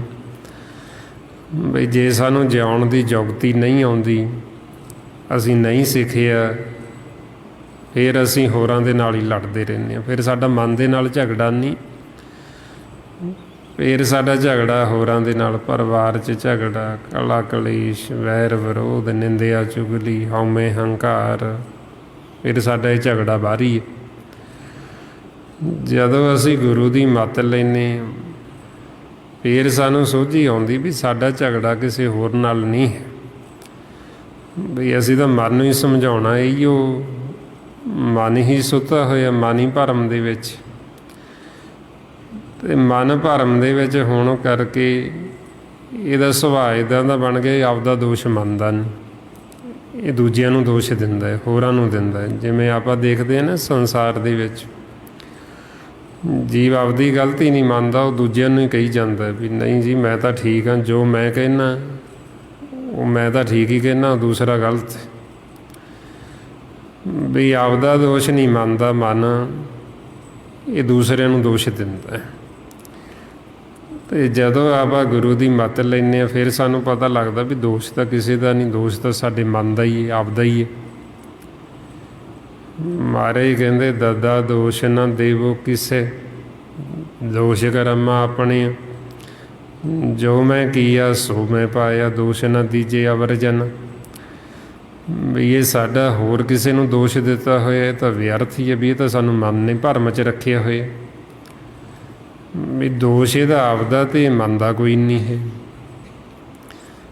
ਇਸ ਵਾਸਤੇ ਫਿਰ ਜਦੋਂ ਅਸੀਂ ਮਨ ਨੂੰ ਸਮਝਾਉਂਦੇ ਹਾਂ, ਮਨ ਦੇ ਨਾਲ ਝਗੜਾ ਕਰਦੇ ਹਾਂ, ਝਗੜਾ ਕੀ ਹੈ ਵੀ ਇਹ ਆਦੀ ਹੋ ਗਿਆ ਵਿਚਾਰਾਂ 'ਚ ਜਾਣ ਦਾ, ਇਹ ਆਦੀ ਹੋ ਗਿਆ ਆਪਦੀ ਮੱਤ ਵਰਤਣ ਦਾ, ਆਪਦੀ ਸਿਆਣਪ, ਆਪਦੀ ਸੋਚ ਵਰਤਣ ਦਾ। ਅਤੇ ਇਹਨੂੰ ਸਮਝਾਉਣਾ ਵੀ ਆਪਦੀ ਸੋਚ ਛੱਡ, ਬਈ ਤੂੰ ਆਪਦੀ ਸਿਆਣਪ ਛੱਡ ਦੇ, ਜਿਹਨੂੰ ਮਹਾਰਾਜ ਕਹਿੰਦੇ ਨਾ ਵੀ ਸਾਡੇ ਮਨ ਨੂੰ, ਬਈ ਤੂੰ ਆਪਦੀ ਜਿਹੜੀ ਸਿਆਣਪ ਹੈ ਇਹਨੂੰ ਛੱਡ, ਆਪਦੀ ਸੋਚ ਨੂੰ ਛੱਡ। ਮਹਾਰਾਜ ਕਹਿੰਦੇ ਮਨ ਕੀ ਮੱਤ ਤਿਆਗੋ ਹਰ ਜਨ, ਵੀ ਮਨ ਨੂੰ ਹੀ ਹਰ ਜਨ ਆਖੇ, ਅਤੇ ਮਨ ਨੂੰ ਹੀ ਕਹਿੰਦੇ ਵੀ ਤੂੰ ਆਪਦੀ ਮੱਤ ਛੱਡ ਦੇ, ਆਪਦੀ ਸਿਆਣਪ ਛੱਡ ਦੇ। ਬਈ ਤੂੰ ਆਪਦੀ ਸਿਆਣਪ ਵਰਤਦਾ ਕਰਕੇ, ਆਪਦੀ ਚਤਰਾਈ ਵਰਤਦਾ ਕਰਕੇ ਤੂੰ ਤਾਂ ਦੁਖੀ, ਤੈਨੂੰ ਹੋਰ ਨਹੀਂ ਕੋਈ ਦੁੱਖ ਦਿੰਦਾ, ਤੂੰ ਆਪਦੇ ਆਪ ਹੀ ਦੁੱਖ ਪੈਦਾ ਕਰਦਾ। ਹੁਣ ਇਹ ਮਨ ਹੈ ਜਿਹੜਾ ਇਹ ਇੰਨਾ ਆਦੀ ਹੋ ਗਿਆ ਦੁੱਖਾਂ ਦੇ ਵਿੱਚ ਰਹਿਣ ਦਾ, ਇਹ ਕੋਈ ਨਾ ਕੋਈ ਦੁੱਖ ਪੈਦਾ ਕਰ ਹੀ ਲੈਂਦਾ। ਜਿਵੇਂ ਹੁਣ ਆਪਾਂ ਕਹਿੰਦੇ ਤਾਂ ਹੈਗੇ ਹਾਂ ਬਈ ਅਸੀਂ ਪਰਮਾਤਮਾ ਨੂੰ ਮਿਲੀਏ ਜਾਂ ਅਸੀਂ ਮੁਕਤ ਹੋ ਜਾਈਏ ਜੀ। ਜੇ ਹੁਣ ਆਪਾਂ ਸੋਚੀਏ ਵੀ ਥੋੜ੍ਹਾ ਜਿਹਾ ਵੀ ਉਹ ਸਮਾਂ ਕਿੱਦਾਂ ਦਾ ਹੋਏਗਾ ਵੀ ਜਦੋਂ ਸਾਡੇ ਅੰਦਰ ਕੋਈ ਵਿਚਾਰ ਹੀ ਨਹੀਂ ਰਹਿਣਾ, ਵੀ ਸਾਨੂੰ ਕੋਈ ਹੁਰਨ ਹੀ ਨਾ ਆਵੇ, ਸਾਨੂੰ ਕੋਈ ਵਿਚਾਰ ਹੀ ਨਾ ਆਵੇ। ਅਤੇ ਵਿਚਾਰਾਂ ਤੋਂ ਬਿਨਾਂ ਤਾਂ ਮਨ ਸਮਝਦਾ ਵੀ ਮੇਰੀ ਤਾਂ ਮੌਤ ਹੀ ਹੋ ਗਈ, ਮੈਂ ਤਾਂ ਮਰ ਹੀ ਜਾਊਂਗਾ ਜੇ ਵਿਚਾਰ ਨਹੀਂ ਲਊਂਗਾ। ਇਸ ਕਰਕੇ ਫਿਰ ਕਹਿੰਦੇ ਵੀ ਮਨ ਦੀ ਮੌਤ ਉਦੋਂ ਹੁੰਦੀ ਜਦੋਂ ਇਹ ਨਿਰਵਿਚਾਰ ਹੋ ਜਾਂਦਾ, ਜਦੋਂ ਵਿਚਾਰਾਂ ਤੋਂ ਰਹਿਤ ਹੋ ਗਿਆ ਬਿਲਕੁਲ, ਉਦੋਂ ਕਹਿੰਦੇ ਮਨ ਮਰ ਗਿਆ। ਜੇ ਵਿਚਾਰ ਲੈਂਦਾ, ਫੁਰਨੇ ਲੈਂਦਾ, ਫਿਰ ਇਹ ਮਰਿਆ ਨਹੀਂ। ਹੁਣ ਜਦੋਂ ਆਪਾਂ ਇਹ ਚੁਸਤ ਬੜਾ ਹੈ, ਚਲਾਕੀ ਬੜੀ ਕਰਦਾ, ਕਿਉਂਕਿ ਚੰਚਲ ਹੈ। ਜਿਵੇਂ ਆਪਾਂ ਦੇਖਦੇ ਹਾਂ ਬੱਚਾ ਹੁੰਦਾ, ਬੱਚਾ ਇਹਨੂੰ ਆਪਾਂ ਕਹਿੰਦੇ ਵੀ ਚੰਚਲ ਹੈ, ਇਸੇ ਤਰ੍ਹਾਂ ਇਹ ਵੀ ਬੜਾ ਚੰਚਲ ਹੈ ਮਨ, ਵੀ ਇੱਕ ਥਾਂ 'ਤੇ ਰੁਕਦਾ ਨਹੀਂ, ਭੱਜਾ ਹੀ ਫਿਰਦਾ ਵਿਚਾਰਾਂ ਦੇ ਵਿੱਚ, ਫੁਰਨਿਆਂ ਦੇ ਵਿੱਚ। ਭਾਈਆਂ ਮਹਾਰਾਜ ਕਹਿੰਦੇ ਵੀ ਜੇ ਚੰਚਲ ਹੀ ਰਿਹਾ ਤਾਂ ਇਹਨੇ ਚੋਟਾਂ ਖਾਣੀਆਂ। ਮਨ ਚੰਚਲ ਬਹੁਤ ਚੋਟਾਂ ਖਾਏ, ਵੀ ਜੇ ਚੰਚਲ ਹੀ ਰਿਹਾ, ਨਾ ਟਿਕਿਆ ਤਾਂ ਇਹਨੇ ਚੋਟਾਂ ਖਾਣੀਆਂ, ਫਿਰ ਇਹਨੇ ਦੁਖੀ ਹੋਣਾ। ਇਸ ਵਾਸਤੇ ਫਿਰ ਇਹ ਮਨ ਜਦੋਂ ਚਤਰਾਈ ਕਰਦਾ, ਸਿਆਣਪ ਵਰਤਦਾ ਆਪਦੀ, ਅਤੇ ਉਦੋਂ ਫਿਰ ਇਹ ਦੁੱਖ ਪੈਦਾ ਕਰ ਲੈਂਦਾ। ਜੇ ਸਾਨੂੰ ਕੋਈ ਸੰਸਾਰੀ ਬਾਹਰੀ ਦੁੱਖ ਨਹੀਂ ਹੋਏਗਾ ਤਾਂ ਅਸੀਂ ਉਹਦਾ ਕੋਈ ਹੋਰ ਕਾਲਪਨਿਕ ਦੁੱਖ ਜਿਹੜਾ ਉਹ ਪੈਦਾ ਕਰ ਲਾਂਗੇ, ਵਿਚਾਰ ਪੈਦਾ ਕਰ ਲਾਂਗੇ ਅੰਦਰ। ਜਾਣੀ ਦੀ ਮਨ ਇੰਨਾ ਆਦੀ ਹੋ ਗਿਆ ਦੁੱਖਾਂ 'ਚ ਰਹਿਣ ਦਾ, ਇਹ ਦੁੱਖਾਂ ਤੋਂ ਬਿਨਾਂ ਰਹਿ ਹੀ ਨਹੀਂ ਸਕਦਾ। ਆਈਆਂ ਹੁਣ ਮਨ ਨੂੰ ਤਾਂ ਕਹਿੰਦੇ ਵੀ ਤੂੰ ਸੁੱਖ ਲੈ, ਪਰ ਇਹ ਸੁੱਖ ਨਹੀਂ, ਇਹ ਦੁੱਖ ਭਾਲਦਾ, ਕਿਉਂਕਿ ਦੁੱਖਾਂ ਦਾ ਆਦੀ ਹੋ ਗਿਆ। ਫਿਰ ਇਹਨੂੰ ਇਹ ਵੀ ਨਹੀਂ ਪਤਾ ਵੀ ਜਿਹੜਾ ਸੁੱਖ ਹੈ ਉਹ ਸੁੱਖ ਹੈ ਕਿਵੇਂ ਹੈ। ਇਹ ਦੁੱਖਾਂ ਨੂੰ ਹੀ ਸੁੱਖ ਸਮਝੀ ਜਾਂਦਾ, ਦੁੱਖ ਹੀ ਮੰਗੀ ਜਾਂਦਾ ਹੈ। ਅਗਿਆਨਤਾ ਦੇ ਵਿੱਚ, ਭਰਮ ਦੇ ਵਿੱਚ ਇਹ ਦੁੱਖ ਹੀ ਮੰਗਦਾ। ਜਦੋਂ ਅਸੀਂ ਸਤਿਗੁਰਾਂ ਕੋਲ ਆਉਂਦੇ ਹਾਂ ਨਾ ਇੱਥੇ, ਜਦੋਂ ਇਹਨੂੰ ਭਰਮ ਪਿਆ ਹੁੰਦਾ, ਇਹ ਸੁੱਖ ਨਹੀਂ ਮੰਗਦਾ, ਇਹ ਦੁੱਖ ਹੀ ਮੰਗਦਾ। ਕਿਉਂਕਿ ਦੁੱਖ ਕੀ ਹੈ, ਇਹ ਵਿਚਾਰ, ਫੁਰਨੇ, ਮਾਇਆ, ਅਤੇ ਇਹਨੂੰ ਹੀ ਮੰਗੀ ਜਾਂਦਾ ਦੁੱਖਾਂ ਨੂੰ। ਭਾਈਓ ਮਹਾਰਾਜ ਕਹਿੰਦੇ ਵੀ ਇਹਨੂੰ ਹੈ ਤਾਂ ਭਰਮ ਹੈ ਵੀ ਮੈਂ ਸੁੱਖ ਮੰਗਦਾ, ਪਰ ਇਹਨੂੰ ਸੁੱਖ ਨਹੀਂ, ਇਹਨੂੰ ਮਿਲਦਾ ਦੁੱਖ ਹੀ ਹੈ, ਕਿਉਂਕਿ ਇਹਨੇ ਦੁੱਖ ਹੀ ਮੰਗੇ। ਸੁੱਖ ਤਾਂ ਮੰਗਿਆ ਹੀ ਨਹੀਂ, ਆਪਦੇ ਵਾਸਤੇ ਤਾਂ ਮੰਗਿਆ ਹੀ ਨਹੀਂ, ਉਹ ਦੁੱਖ ਹੀ ਇਕੱਠਾ ਕੀਤਾ, ਅਸੀਂ ਦੁੱਖ ਹੀ ਮੰਗੀ ਗਏ। ਤਾਂਹੀਓ ਮਹਾਰਾਜ ਕਹਿੰਦੇ ਵੀ ਐਸਾ ਜਿਹੜਾ ਇਹ ਸੁੱਖ ਇਹਦਾ ਮੰਗਿਆ ਹੋਇਆ ਸਾਨੂੰ ਭਾਉਂਦਾ ਨਹੀਂ ਹੈ, ਕਿਉਂਕਿ ਇਹ ਕਹਿੰਦਾ ਵੀ ਸੁੱਖ ਮੈਂ ਮੰਗਦਾ, ਮੰਗਦਾ ਇਹ ਦੁੱਖ ਹੀ ਹੈ। ਸਤਿਗੁਰ ਕਹਿੰਦੇ ਸੁੱਖ ਮੰਗਤ ਦੁੱਖ ਆਗੇ ਆਵੇ, ਸੋ ਸੁੱਖ ਹਮੂ ਨਾ ਮੰਗਿਆ ਭਾਵੇ। ਵੀ ਇਹਦਾ ਮੰਗਿਆ ਹੋਇਆ ਸੁੱਖ ਇਹ ਤਾਂ ਭਾਉਂਦਾ ਹੀ ਨਹੀਂ ਸਤਿਗੁਰਾਂ ਨੂੰ, ਕਿਉਂਕਿ ਇਹ ਮੰਗਦਾ ਹੀ ਦੁੱਖ ਹੈ, ਦੁੱਖਾਂ ਤੋਂ ਬਿਨਾਂ ਰਹਿ ਨਹੀਂ ਸਕਦਾ, ਮੰਗੀ ਜਾਂਦਾ ਵੀ ਦੁੱਖ ਹੀ ਚਾਹੀਦਾ ਮੈਨੂੰ। ਇਸ ਵਾਸਤੇ ਫਿਰ ਇਹਨੂੰ ਮਨ ਨੂੰ ਹੀ ਸਮਝਾਉਂਦੇ, ਤਾਂਹੀਓ ਮਨ ਭੁੱਲਿਆ ਹੋਇਆ, ਭਰਮ ਦੇ ਵਿੱਚ ਪਿਆ ਹੋਇਆ। ਭਰਮ 'ਚ ਪਿਆ ਹੋਣ ਕਰਕੇ ਅਸੀਂ ਦੁੱਖ ਨੂੰ ਸੁੱਖ ਸਮਝ ਲਏ, ਅਤੇ ਉਹ ਇੰਨਾ ਸਾਨੂੰ ਦ੍ਰਿੜ ਹੋ ਗਿਆ। ਫਿਰ ਜੇ ਸਾਨੂੰ ਕੋਈ ਆਖੇ ਦੁੱਖ ਹੈ, ਉਹ ਮੰਨਣ ਨੂੰ ਤਿਆਰ ਨਹੀਂ ਮਨ, ਕਿਉਂਕਿ ਇਹਨੂੰ ਜਾਪਦਾ ਵੀ ਨਹੀਂ। ਮਹਾਰਾਜ ਕਹਿੰਦੇ ਮਨ ਕੀ ਮਤ ਤੇ ਆਗੋ ਹਰ ਜਨ, ਇਹਾਂ ਬਾਤ ਕਠੈਨੀ। ਇਹ ਕਠਿਨ ਹੈ। ਕਾਹਤੋਂ ਕਠਿਨ ਹੈ? ਕਿਉਂਕਿ ਅਸੀਂ ਇਹਨੂੰ ਦ੍ਰਿੜ ਇੰਨਾ ਕਰ ਲਿਆ। ਹੁਣ ਇਹ ਸਾਨੂੰ ਸੰਸਾਰ ਦੇ ਵਿੱਚ ਦੁੱਖ ਹੀ ਜਿਹੜਾ ਇਹ ਸੁੱਖ ਜਾਪਦਾ, ਇਸ ਕਰਕੇ ਅਸੀਂ ਇਹਨੂੰ ਵਾਰ-ਵਾਰ ਮੰਗੀ ਜਾਂਦੇ ਹਾਂ ਵੀ ਸਾਨੂੰ ਆਹ ਦੇ ਦਿਓ ਜੀ, ਸਾਨੂੰ ਆਹ ਦੇ ਦਿਓ, ਅਸੀਂ ਆਹ ਲੈ ਲਈਏ। ਅਤੇ ਸਤਿਗੁਰੂ ਸੱਚੇ ਪਾਤਸ਼ਾਹ ਕਹਿੰਦੇ ਵੀ ਤਾਂਹੀਓ ਬਈ ਇਹ ਮੱਤ ਆਪਦੀ ਛੱਡਣੀ ਔਖੀ ਹੈ, ਕਠਿਨ, ਕਿਉਂਕਿ ਇਹਨੂੰ ਅਸੀਂ ਦ੍ਰਿੜ ਇੰਨਾ ਕਰ ਲਏ, ਸਾਨੂੰ ਇੰਨਾ ਪਰਪੱਕ ਹੋ ਗਿਆ। ਅਤੇ ਫਿਰ ਆਪਾਂ ਪੁੱਛਦੇ ਵੀ ਛੱਡੀ ਕਿਵੇਂ ਜਾਵੇ, ਤਾਂ ਫਿਰ ਆਪਾਂ ਨੂੰ ਕਹਿੰਦੇ ਵੀ ਛੱਡਣ ਵਾਸਤੇ ਸਾਨੂੰ ਸਿਮਰਨ ਕਰਨਾ ਪੈਂਦਾ। ਹੁਣ ਇਹ ਜਿਹੜਾ ਆਪਾਂ ਸਿਮਰਨ ਕਰਦੇ ਦਿਨ ਰਾਤ ਕੂਕਦੇ ਹਾਂ, ਇਸੇ ਵਾਸਤੇ ਵੀ ਸਾਡੀ ਸਿਆਣਪ ਖਤਮ ਹੋ ਜਾਏ। ਜਿਹੜੀ ਸਾਡੀ ਮੱਤ, ਜਿਹੜੀ ਅਸੀਂ ਆਪਦੀ ਸਿਆਣਪ ਚੁੱਕੀ ਫਿਰਦੇ ਹਾਂ, ਇਹਨੂੰ ਛੱਡ ਦੇਵੇ ਮਨ, ਇਹਨੂੰ ਖਤਮ ਹੋ ਜਾਵੇ। ਇਸ ਵਾਸਤੇ ਮਹਾਰਾਜ ਕਹਿੰਦੇ ਅਨ ਦਿਨ ਹਰ ਹਰ ਨਾਮ ਧਿਆਵੋ, ਗੁਰ ਸਤਿਗੁਰ ਕੀ ਮੱਤ ਲੈਣੀ। ਬਈ ਹੁਣ ਅਸੀਂ ਚਾਹੁੰਦੇ ਗੁਰੂ ਦੀ ਮੱਤ ਲੈਣੀ, ਸਤਿਗੁਰ ਦੀ ਮੱਤ ਲੈਣੀ, ਅਤੇ ਉਹਦੇ ਵਾਸਤੇ ਕਹਿੰਦੇ ਵੀ ਸਿਮਰਨ ਕਰੋ, ਫਿਰ ਅਭਿਆਸ ਕਰੋ, ਤਾਂ ਕਿ ਆਪਦੀ ਮੱਤ ਛੁੱਟੂ ਅਤੇ ਫਿਰ ਸਾਨੂੰ ਗੁਰੂ ਦੀ ਮੱਤ ਆਊ। ਜਦ ਤੱਕ ਆਪਣੀ ਮੱਤ ਹੈ, ਉਹ ਸਾਨੂੰ ਗੁਰੂ ਦੀ ਮੱਤ ਆਉਂਦੀ ਨਹੀਂ ਹੈ। ਇਸ ਵਾਸਤੇ ਆਪਦੀ ਮੱਤ ਕਰਕੇ ਹੀ, ਇਹ ਮਨ ਕਰਕੇ ਹੀ ਅਸੀਂ ਦੁਖੀ, ਸਿਆਣਪ ਕਰਕੇ। ਤਾਂਹੀਓ ਮਹਾਰਾਜ ਕਹਿੰਦੇ ਵੀ ਇਹਨੂੰ ਛੱਡੋ, ਤਾਂ ਜੋ ਸਿਆਣਪ ਸੁਰਜਨੋ ਸਿਮਰੋ ਹਰ ਹਰ ਰਾਏ, ਏਕ ਆਸ ਹਰ ਮਨ ਰੱਖੋ, ਨਾਨਕ ਦੁਖ ਭਰਮ ਭਉ ਜਾਏ।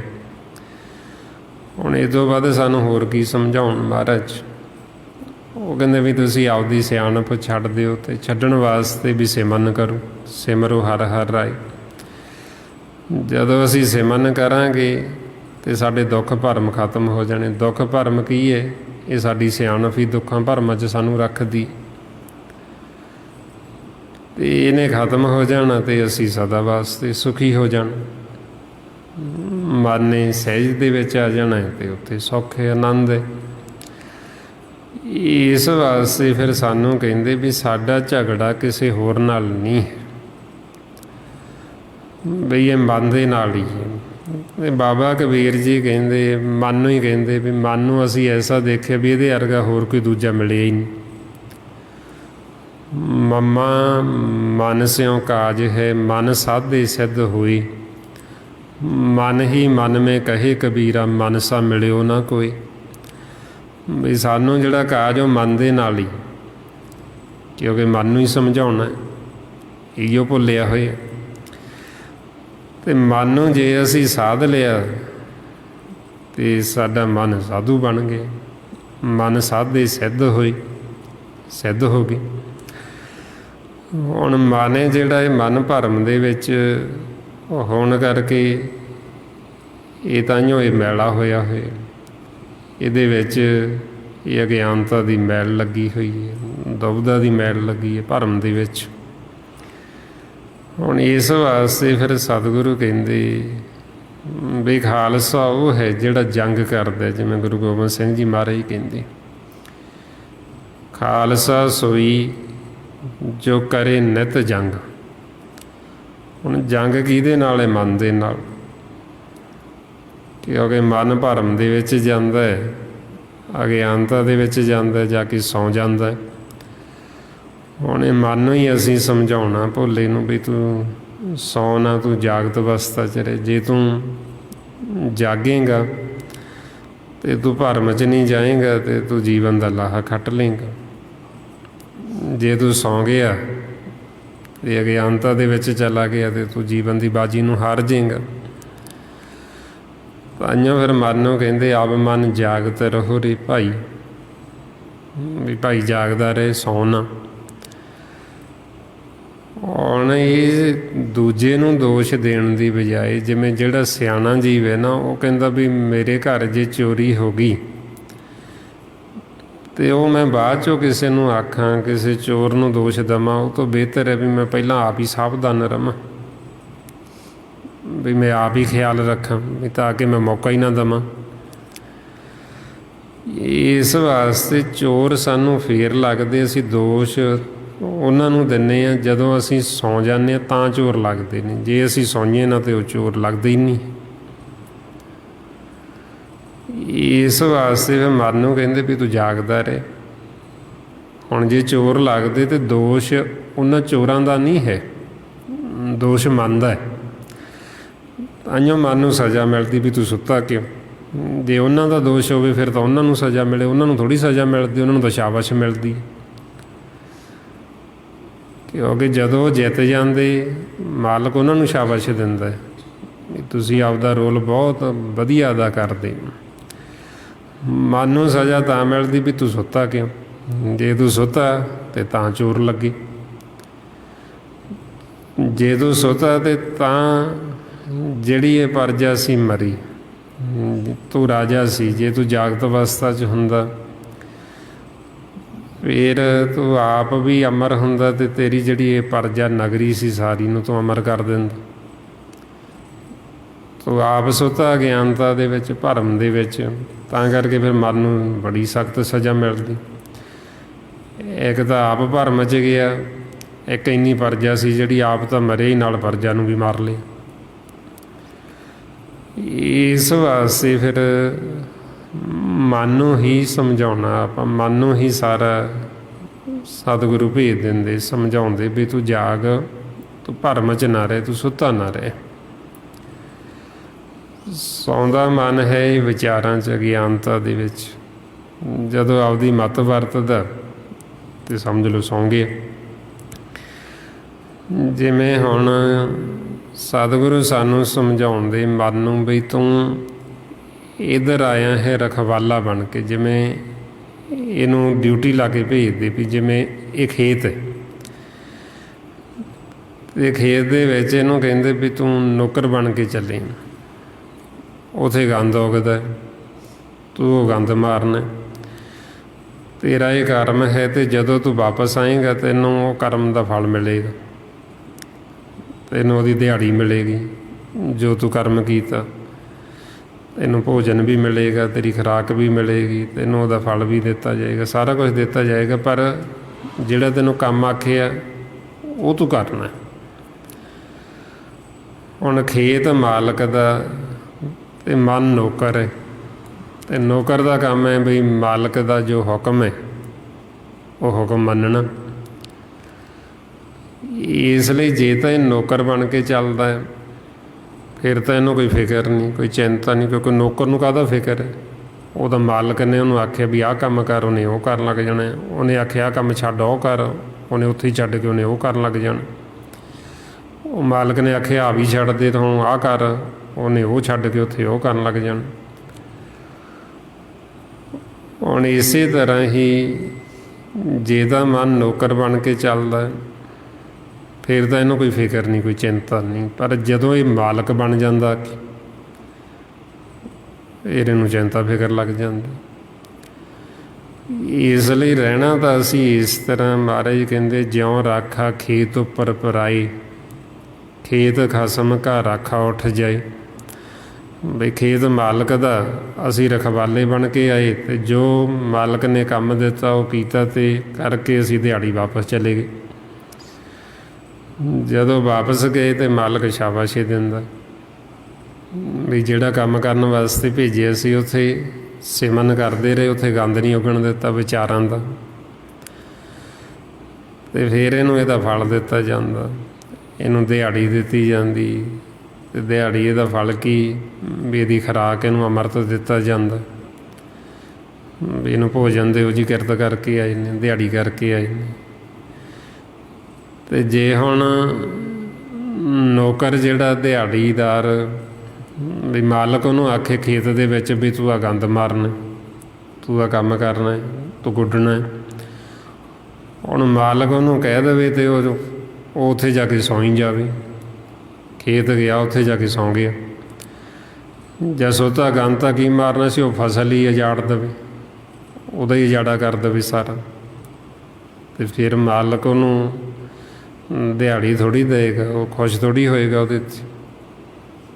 ਅਤੇ ਇਸੇ ਤਰ੍ਹਾਂ ਹੀ ਫਿਰ ਇਹ ਦੋਸ਼ ਹੈ ਜਿਹੜਾ ਕਿਸੇ ਹੋਰ ਦਾ ਨਹੀਂ, ਇਹਦਾ ਤਾਂਹੀਓ ਮਨ ਦਾ ਹੀ ਹੁੰਦਾ ਇਹ ਸਾਰਾ ਦੋਸ਼।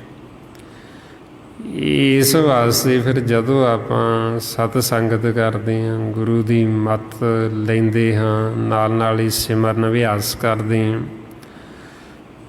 ਮੇਰੇ ਮਨ ਜਦੋਂ ਜਾਗਤ ਅਵਸਥਾ 'ਚ ਆਉਂਦਾ, ਇਹਨੂੰ ਸਮਝ ਲੱਗਦੀ ਅਤੇ ਫਿਰ ਇਹ ਮੰਨ ਜਾਂਦਾ। ਜਦੋਂ ਇਹ ਸਹਿਜ ਵਿੱਚ ਆਉਂਦਾ ਹੈ ਇਹ ਮੰਨਦਾ ਹੈ ਵੀ ਦੋਸ਼ ਕਿਸੇ ਹੋਰ ਦਾ ਨਹੀਂ ਹੈ, ਦੋਸ਼ ਮੇਰਾ ਆਪਦਾ ਹੈ। ਬਈ ਮੈਂ ਹੋਰਾਂ ਨੂੰ ਦੋਸ਼ ਦੇ ਕੇ ਬਈ ਮੈਂ ਅਗਿਆਨਤਾ ਦੇ ਵਿੱਚ ਹੀ ਹੋਰਾਂ ਨੂੰ ਕਹਿਣਾ, ਜਾਂ ਮੈਂ ਪਰਮਾਤਮਾ ਨੂੰ ਕਹਿਣਾ, ਜਾਂ ਕਿਸੇ ਹੋਰ ਨੂੰ ਕਹਿਣਾ ਵੀ ਕਿਸੇ ਹੋਰ ਦਾ ਨਹੀਂ ਦੋਸ਼। ਦੋਸ਼ ਮੇਰਾ ਹੈ, ਮੇਰੀ ਸਿਆਣਪ ਦਾ। ਵੀ ਮੈਂ ਆਪਦੀ ਮੱਤ ਨਹੀਂ ਛੱਡਦਾ, ਮੈਂ ਆਪਦੀ ਸਿਆਣਪ ਨਹੀਂ ਛੱਡਦਾ। ਤਾਈਓ ਫਿਰ ਗੁਰਮੁਖਾਂ ਨੇ ਜਦੋਂ ਆਪਦੇ ਅੰਦਰ ਝਾਤੀ ਮਾਰੀ, ਜਦੋਂ ਮਨ ਸਹਿਜ ਵਿੱਚ ਆਉਂਦਾ ਨਾ, ਅਸੀਂ ਅੰਤਰਮੁਖੀ ਹੁੰਦੇ ਹਾਂ, ਫਿਰ ਸਾਨੂੰ ਆਪਦੇ ਅੰਦਰ ਨਜ਼ਰ ਆਉਂਦਾ।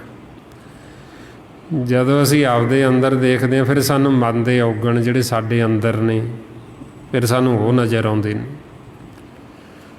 ਫਿਰ ਅਸੀਂ ਬੇਨਤੀ ਕਰਦੇ ਹਾਂ ਵੀ ਅਸੀਂ ਤਾਂ ਆਦੀ ਹੋ ਗਏ ਬਿੱਖ ਖਾਣ ਦੇ, ਜ਼ਹਿਰ ਖਾਣ ਦੇ, ਵੀ ਅਸੀਂ ਅੰਮ੍ਰਿਤ ਨੂੰ ਛੱਡ ਕੇ ਬਿੱਖ ਹੀ ਖਾਈ ਜਾਂਦੇ ਹਾਂ। ਅਤੇ ਅਸੀਂ ਮਾਲਕ ਪਰਮਾਤਮਾ ਜੋ ਸਾਡਾ ਜਨਮਦਾਤਾ ਉਹਦੇ ਨਾਲ ਪ੍ਰੀਤ ਨਹੀਂ ਕਰਦਾ ਮਨ, ਇਹਨੇ ਪ੍ਰੀਤ ਲਾਈ ਕੁਟੁੰਬ ਦੇ ਨਾਲ, ਪਰਿਵਾਰ ਦੇ ਨਾਲ। ਇਹ ਫਿਰ ਜਦੋਂ ਮਨ ਨੂੰ ਸੋਝੀ ਹੁੰਦੀ ਫਿਰ ਇਹ ਮੰਨਦਾ ਹੈ ਅਤੇ ਫਿਰ ਕਹਿੰਦਾ ਹੈ ਹਮ ਔਗਣ ਭਰੀ ਏਕ ਗੁਣ ਨਾਹੀ, ਅੰਮ੍ਰਿਤ ਛਾੜ ਬਿਖੇ ਬਿਖ ਖਾਈ, ਮਾਇਆ ਮੋਹ ਭਰਮ ਪੈ ਭੁੱਲੇ, ਸੁਤ ਦਾਰਾ ਸਿਉ ਪ੍ਰੀਤ ਲਗਾਈ। ਬਈ ਮੈਂ ਐਸਾ ਮਾਇਆ ਦੇ ਭਰਮ ਦੇ ਵਿੱਚ ਭੁੱਲਾਂ ਵੀ ਮੈਂ ਪ੍ਰੀਤ ਲਾਈ ਪਰਿਵਾਰ ਦੇ ਨਾਲ, ਕੁਟੁੰਬ ਦੇ ਨਾਲ, ਪਰਮਾਤਮਾ ਦੇ ਨਾਲ ਤਾਂ ਪ੍ਰੇਮ ਪਾਇਆ ਨਹੀਂ ਹੈ। ਫਿਰ ਇਹ ਅਵਸਥਾ ਜਿਹੜੀ ਮਨ ਦੀ ਵੀ ਇਹ ਮੰਨ ਹੀ ਲਵੇ, ਜਦੋਂ ਇਹ ਮੰਨ ਲੈਂਦਾ ਮਾਲਕ ਫਿਰ ਵੀ ਕਿਰਪਾ ਕਰ ਦਿੰਦੇ। ਪਰ ਜਦੋਂ ਇਹ ਅਗਿਆਨਤਾ 'ਚ ਹੁੰਦਾ, ਜਦੋਂ ਆਪਦੀ ਸਿਆਣਪ ਵਰਤਦਾ, ਇਹ ਚਤਰਾਈ ਵਰਤਦਾ, ਉਦੋਂ ਇਹ ਮੰਨਦਾ ਮੰਨੀ। ਕਿਉਂਕਿ ਇਹ ਅਵਸਥਾ ਦੇ ਵਿੱਚ ਵੀ ਫਰਕ ਹੈ। ਇੱਕ ਤਾਂ ਵੀ ਅਸੀਂ ਆਪਦਾ ਦੋਸ਼ ਮੰਨ ਲਈਏ, ਪਰ ਜਦੋਂ ਇਹ ਚਤਰਾਈ ਕਰਦਾ ਉਦੋਂ ਇਹ ਦੋਸ਼ ਮੰਨਦਾ ਨਹੀਂ, ਉਦੋਂ ਇਹ ਦੋਸ਼ ਹੋਰਾਂ ਨੂੰ ਦਿੰਦਾ ਹੈ, ਕਿਸੇ ਨੂੰ, ਦੂਜੇ ਨੂੰ। ਤਾਂ ਕਰਕੇ ਫਿਰ ਮਨ ਨੂੰ ਕਹਿੰਦੇ ਵੀ ਪਹਿਲਾਂ ਤੂੰ ਇਹ ਮੰਨਣ ਦੀ ਅਵਸਥਾ ਦੇ ਵਿੱਚ ਤਾਂ ਨਾ, ਪਹਿਲਾਂ ਤੂੰ ਦੇਖਦਾ ਸੀ, ਪਹਿਲਾਂ ਇਹ ਗਿਆਨਤਾ ਲੈ ਵੀ ਦੋਸ਼ ਹੈ ਕਿਹਦਾ। ਅਤੇ ਜਦੋਂ ਸਾਨੂੰ ਗਿਆਨ ਹੁੰਦਾ ਫਿਰ ਸਾਡੇ ਮਨ ਨੂੰ ਪਤਾ ਲੱਗਦਾ ਵੀ ਦੋਸ਼ ਕਿਸੇ ਹੋਰ ਦਾ ਨਹੀਂ, ਵੀ ਮੇਰਾ ਹੀ ਹੈ, ਆਪਦਾ ਹੀ। ਵੀ ਮੇਰੇ ਵਿੱਚ ਹੀ ਔਗਣ ਨੇ, ਤਾਂ ਕਰਕੇ ਮੇਰੇ ਅੰਦਰ ਔਗਣ ਹੋਣ ਕਰਕੇ, ਮੈਨੂੰ ਨਾ ਭੇਤ ਹੋਣ ਕਰਕੇ ਮੈਂ ਉਹ ਦੂਸਰਿਆਂ ਦੇ ਵਿੱਚ ਦੇਖਦਾ। ਕਿਉਂਕਿ ਮਨ ਹੈ ਜਿਹੜਾ, ਇਹਨੂੰ ਤਾਂਹੀਓ ਆਰਸੀ ਕਹਿੰਦੇ, ਸ਼ੀਸ਼ਾ ਹੈ। ਵੀ ਜਿੱਦਾਂ ਦਾ ਸਾਡਾ ਮਨ ਹੈ, ਜੋ ਸਾਡੇ ਮਨ ਦੇ ਵਿੱਚ ਹੈ, ਉਹ ਸਾਨੂੰ ਦੂਸਰਿਆਂ 'ਚ ਦਿਖਾਈ ਦਿੰਦਾ। ਮਹਾਰਾਜ ਕਹਿੰਦੇ ਜਿਉਂ ਮਨ ਦੇਖੇ ਪਰ ਮਨ ਤੈਸਾ, ਜੈਸੀ ਮਨਸ਼ਾ ਤੈਸੀ ਦਸ਼ਾ। ਵੀ ਜਿਵੇਂ ਅਸੀਂ ਸ਼ੀਸ਼ੇ ਅੱਗੇ ਹੋਵਾਂਗੇ, ਜਿੱਦਾਂ ਦੀ ਉਹ ਸਾਡੀ ਸ਼ਕਲ ਹੈ ਉੱਦਾਂ ਦੀ ਦਿਖਾ ਦਿੰਦਾ। ਜੇ ਅਸੀਂ ਹੱਸ ਕੇ ਦੇਖਾਂਗੇ ਉਹ ਹੱਸਦਿਆਂ ਦੀ, ਜੇ ਰੋਂਦੇ ਦੇਖਾਂਗੇ ਉਹ ਰੋਂਦਿਆਂ ਦੀ, ਜੇ ਗੁੱਸੇ ਨਾਲ ਦੇਖਾਂਗੇ, ਵਿਗਾੜ ਕੇ ਦੇਖਾਂਗੇ, ਉਹ ਵਿਗੜੀ ਹੋਈ ਦਿਖਾ ਦੇਗਾ ਸ਼ਕਲ। ਹੁਣ ਉਹੀਓ ਹਾਲ ਤਾਂ ਸਾਡੇ ਮਨ ਦੀ ਹੈ। ਸਾਡਾ ਮਨ ਇਹ ਆਰਸੀ, ਇਹਨੂੰ ਕਹਿੰਦੇ ਸ਼ੀਸ਼ਾ। ਵੀ ਜੋ ਸਾਡੇ ਅੰਦਰ ਹੈ ਉਹ ਸਾਨੂੰ ਦੂਸਰਿਆਂ 'ਚ ਦਿਸਦਾ। ਅਤੇ ਜੇ ਹੁਣ ਸਾਡਾ ਮਨ ਸ਼ੁੱਧ ਹੋ ਜੇ, ਜੇ ਸਾਡਾ ਮਨ ਨਿਰਮਲ ਹੋ ਜੇ, ਅਤੇ ਫਿਰ ਇਹਨੂੰ ਸਾਰੇ ਮਾਲਕ ਦਾ ਰੂਪ ਹੀ ਦਿਸਣ, ਫਿਰ ਇਹਨੂੰ ਸਾਰੇ ਨਿਰਮਲ ਦਿਸਣ, ਫਿਰ ਇਹਨੂੰ ਹੋਰ ਕੋਈ ਦੂਜਾ ਦਿੰਦਾ ਹੀ ਨਹੀਂ। ਪਰ ਇਹ ਨਿਰਮਲ ਫੇਰ ਹੋਏਗਾ ਜੇ ਇਹਨੂੰ ਪਹਿਲਾਂ ਆਪਣੇ ਆਪੇ ਦੀ ਸੋਝੀ ਹੋਏਗੀ। ਪਹਿਲਾਂ ਇਹ ਮੰਨੇ ਤਾਂ ਸਹੀ ਵੀ ਮੇਰੇ 'ਚ ਔਗਣ ਨੇ। ਜਦੋਂ ਇਹ ਮੰਨੇਗਾ ਵੀ ਮੈਂ ਰੋਗੀ ਹਾਂ, ਮੈਂ ਬਿਮਾਰ ਹਾਂ, ਮੈਨੂੰ ਇਹ ਰੋਗ ਲੱਗੇ ਨੇ, ਮੋਹ ਦਾ ਰੋਗ ਲੱਗੇ, ਭਰਮ ਦੇ ਵਿੱਚ ਹਉਮੈ ਦਾ ਲੱਗੇ, ਜਦੋਂ ਇਹ ਮੰਨੇਗਾ ਤਾਂ ਫਿਰ ਸਤਿਗੁਰੂ ਦਾਰੂ ਦੇਣਗੇ। ਕਿਉਂਕਿ ਹੁਣ ਇੱਕ ਰੋਗੀ ਜੀਵ ਹੈ, ਉਹ ਪਹਿਲਾਂ ਮੰਨੇ ਹੀ ਨਾ ਵੀ ਮੈਨੂੰ ਰੋਗ ਹੈ। ਰੋਗੀ ਉਹ ਹੈਗਾ ਪਰ ਉਹ ਮੰਨਣ ਦੀ ਅਵਸਥਾ 'ਚ ਨਹੀਂ, ਉਹ ਮੰਨਦਾ ਨਹੀਂ। ਜਦੋਂ ਮੰਨਦਾ ਨਹੀਂ ਉਹ ਡਾਕਟਰ ਪਾਸ ਵੀ ਨਹੀਂ ਜਾਂਦਾ, ਉਹ ਦਵਾਈ ਵੀ ਨਹੀਂ ਲੈਂਦਾ। ਜਦੋਂ ਅਸੀਂ ਮੰਨਣ ਦੀ ਅਵਸਥਾ 'ਚ ਆ ਗਏ, ਮਨ ਨੇ ਮੰਨ ਲਿਆ ਵੀ ਹਾਂ ਮੈਂ ਰੋਗੀ ਹਾਂ,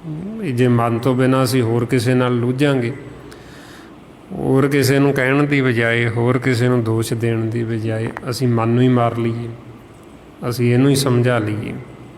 ਅਤੇ ਜੇ ਇਹ ਸਮਝ ਗਿਆ ਤਾਂ ਬਾਕੀ ਤਾਂ ਸਾਰੇ ਸਮਝੇ ਹੀ ਹੋਏ ਨੇ, ਕਿਉਂਕਿ ਜਦੋਂ ਇਹੀਓ ਨਹੀਂ ਸਮਝਿਆ ਤਾਂ ਇਹਨੂੰ ਹੀ ਲੱਗਦਾ ਫਿਰ ਵੀ ਹੋਰ ਨਹੀਂ ਕੋਈ ਸਮਝਿਆ ਹੋਏ। ਜੇ ਅਸੀਂ ਮਨ ਨੂੰ ਜਿੱਤ ਲਿਆ ਤੇ ਸਮਝ ਲਓ ਅਸੀਂ ਸਾਰਾ ਜੱਗ ਹੀ ਜਿੱਤ ਲਿਆ। ਮਨ ਜੀਤੇ ਜੱਗ ਜੀਤ। ਇਸ ਵਾਸਤੇ ਹੁਣ ਆਪਾਂ ਕੋਸ਼ਿਸ਼ ਕਰਨੀ ਵੱਧ ਤੋਂ ਵੱਧ ਸਿਮਰਨ ਅਭਿਆਸ ਕਰਨਾ, ਗੁਰਬਾਣੀ ਗੁਰੂ ਨੂੰ ਪੜ੍ਹ ਕੇ ਵਿਚਾਰਨਾ, ਖੋਜਣਾ ਅਤੇ ਵੱਧ ਤੋਂ ਵੱਧ ਆਪਾਂ ਸਤ ਸੰਗਤ ਕਰਨੀ। ਇਹ ਜੋ ਸਾਰਾ ਭੇਦ ਗੁਰਬਾਣੀ ਗੁਰੂ ਦੁਆਰਾ ਆਪਾਂ ਨੂੰ ਦਿੱਤਾ ਮਹਾਂਪੁਰਖਾਂ ਨੇ, ਭਾਈ ਸਾਹਿਬ ਭਾਈ ਸੇਵਾ ਸਿੰਘ ਜੀ ਧਰਮਾਲਾ, ਗੁਰਮੁਖ ਜਨਾਂ ਨੇ ਗੁਰਬਾਣੀ ਗੁਰੂ ਦੁਆਰਾ ਆਪਾਂ ਨੂੰ ਇਹ ਸਾਰਾ ਸਮਝਾਇਆ। ਸਾਡੇ ਮਨਾਂ ਨੂੰ ਵੀ ਕਿਵੇਂ ਸਾਡਾ ਮਨ ਇਹ ਜੀਵਨ ਦੀ ਬਾਜੀ ਨੂੰ ਹਾਰਦਾ ਹੈ ਅਤੇ ਕਿਵੇਂ ਹੁਣ ਇਹ ਮਨ ਨੇ ਜਿੱਤਣਾ, ਕਿਵੇਂ ਨਿਰਬਲ ਹੋ ਜਾਂਦਾ ਹੈ, ਕਿਵੇਂ ਇਹਦੇ ਵਿੱਚ ਹੁਣ ਆਤਮ ਬਲ ਆਉਣਾ। ਉਹ ਹੁਣ ਆਪਾਂ ਫਿਰ ਜਿਉਂ-ਜਿਉਂ ਸਤ ਸੰਗਤ ਕਰਾਂਗੇ ਤਿਉਂ-ਤਿਉਂ ਫਿਰ ਇਹਦੇ ਵਿੱਚ ਬਲ ਆਉਂਦਾ ਜਾਏਗਾ। ਜਿਉਂ-ਜਿਉਂ ਬਲ ਆਏਗਾ ਤਿਉਂ-ਤਿਉਂ ਤਕੜਾ ਹੋ ਜਾਏਗਾ। ਜਿਉਂ-ਜਿਉਂ ਤਕੜਾ ਹੋਏਗਾ ਤਿਉਂ-ਤਿਉਂ ਇਹਦੇ 'ਤੇ ਮਾਇਆ ਦਾ ਅਸਰ ਨਹੀਂ ਹੋਏਗਾ। ਜਦੋਂ ਇਹ ਕਮਜ਼ੋਰ ਹੈ ਤਾਂਹੀਓ ਸਾਡੇ 'ਤੇ ਮਾਇਆ ਦਾ ਅਸਰ ਹੁੰਦਾ, ਤਾਂਹੀਓ ਇਹਨੂੰ ਢਾਉਂਦੇ ਨਾ। ਜਦੋਂ ਇਹ ਮਨ ਕਮਜ਼ੋਰ ਹੁੰਦਾ, ਜਦੋਂ ਇਹ ਤਕੜਾ ਹੋ ਗਿਆ ਫਿਰ ਇਹ ਢਾਏਗਾ ਹੀ ਨਹੀਂ। ਇਸ ਵਾਸਤੇ ਹੁਣ ਆਪਾਂ ਕੋਸ਼ਿਸ਼ ਕਰਨੀ ਕਿ ਮਨ ਦੇ ਵਿੱਚ ਆਤਮ ਬਲ ਆਵੇ, ਉਹਦੇ ਲਈ ਵੱਧ ਤੋਂ ਵੱਧ ਅਭਿਆਸ ਕਰਦੇ ਰਹਿਣਾ। ਸੋ ਇੰਨੀਆਂ ਬੇਨਤੀਆਂ, ਇੰਨੇ ਵਿਚਾਰ ਕਰਦਿਆਂ ਹੋਇਆਂ ਜੇ ਕੋਈ ਐਸਾ ਸ਼ਬਦ ਬੋਲਿਆ ਗਿਆ ਹੋਵੇ ਸੰਗਤ ਅਤੇ ਸਤਿਗੁਰੂ ਬਖਸ਼ਣ ਯੋਗ ਨੇ, ਬਖਸ਼ ਲੈਣਾ ਜੀ। ਵਾਹਿਗੁਰੂ ਜੀ ਕਾ ਖਾਲਸਾ, ਵਾਹਿਗੁਰੂ ਜੀ ਕੀ ਫਤਿਹ। ਵਾਹਿਗੁਰੂ ਵਾਹਿ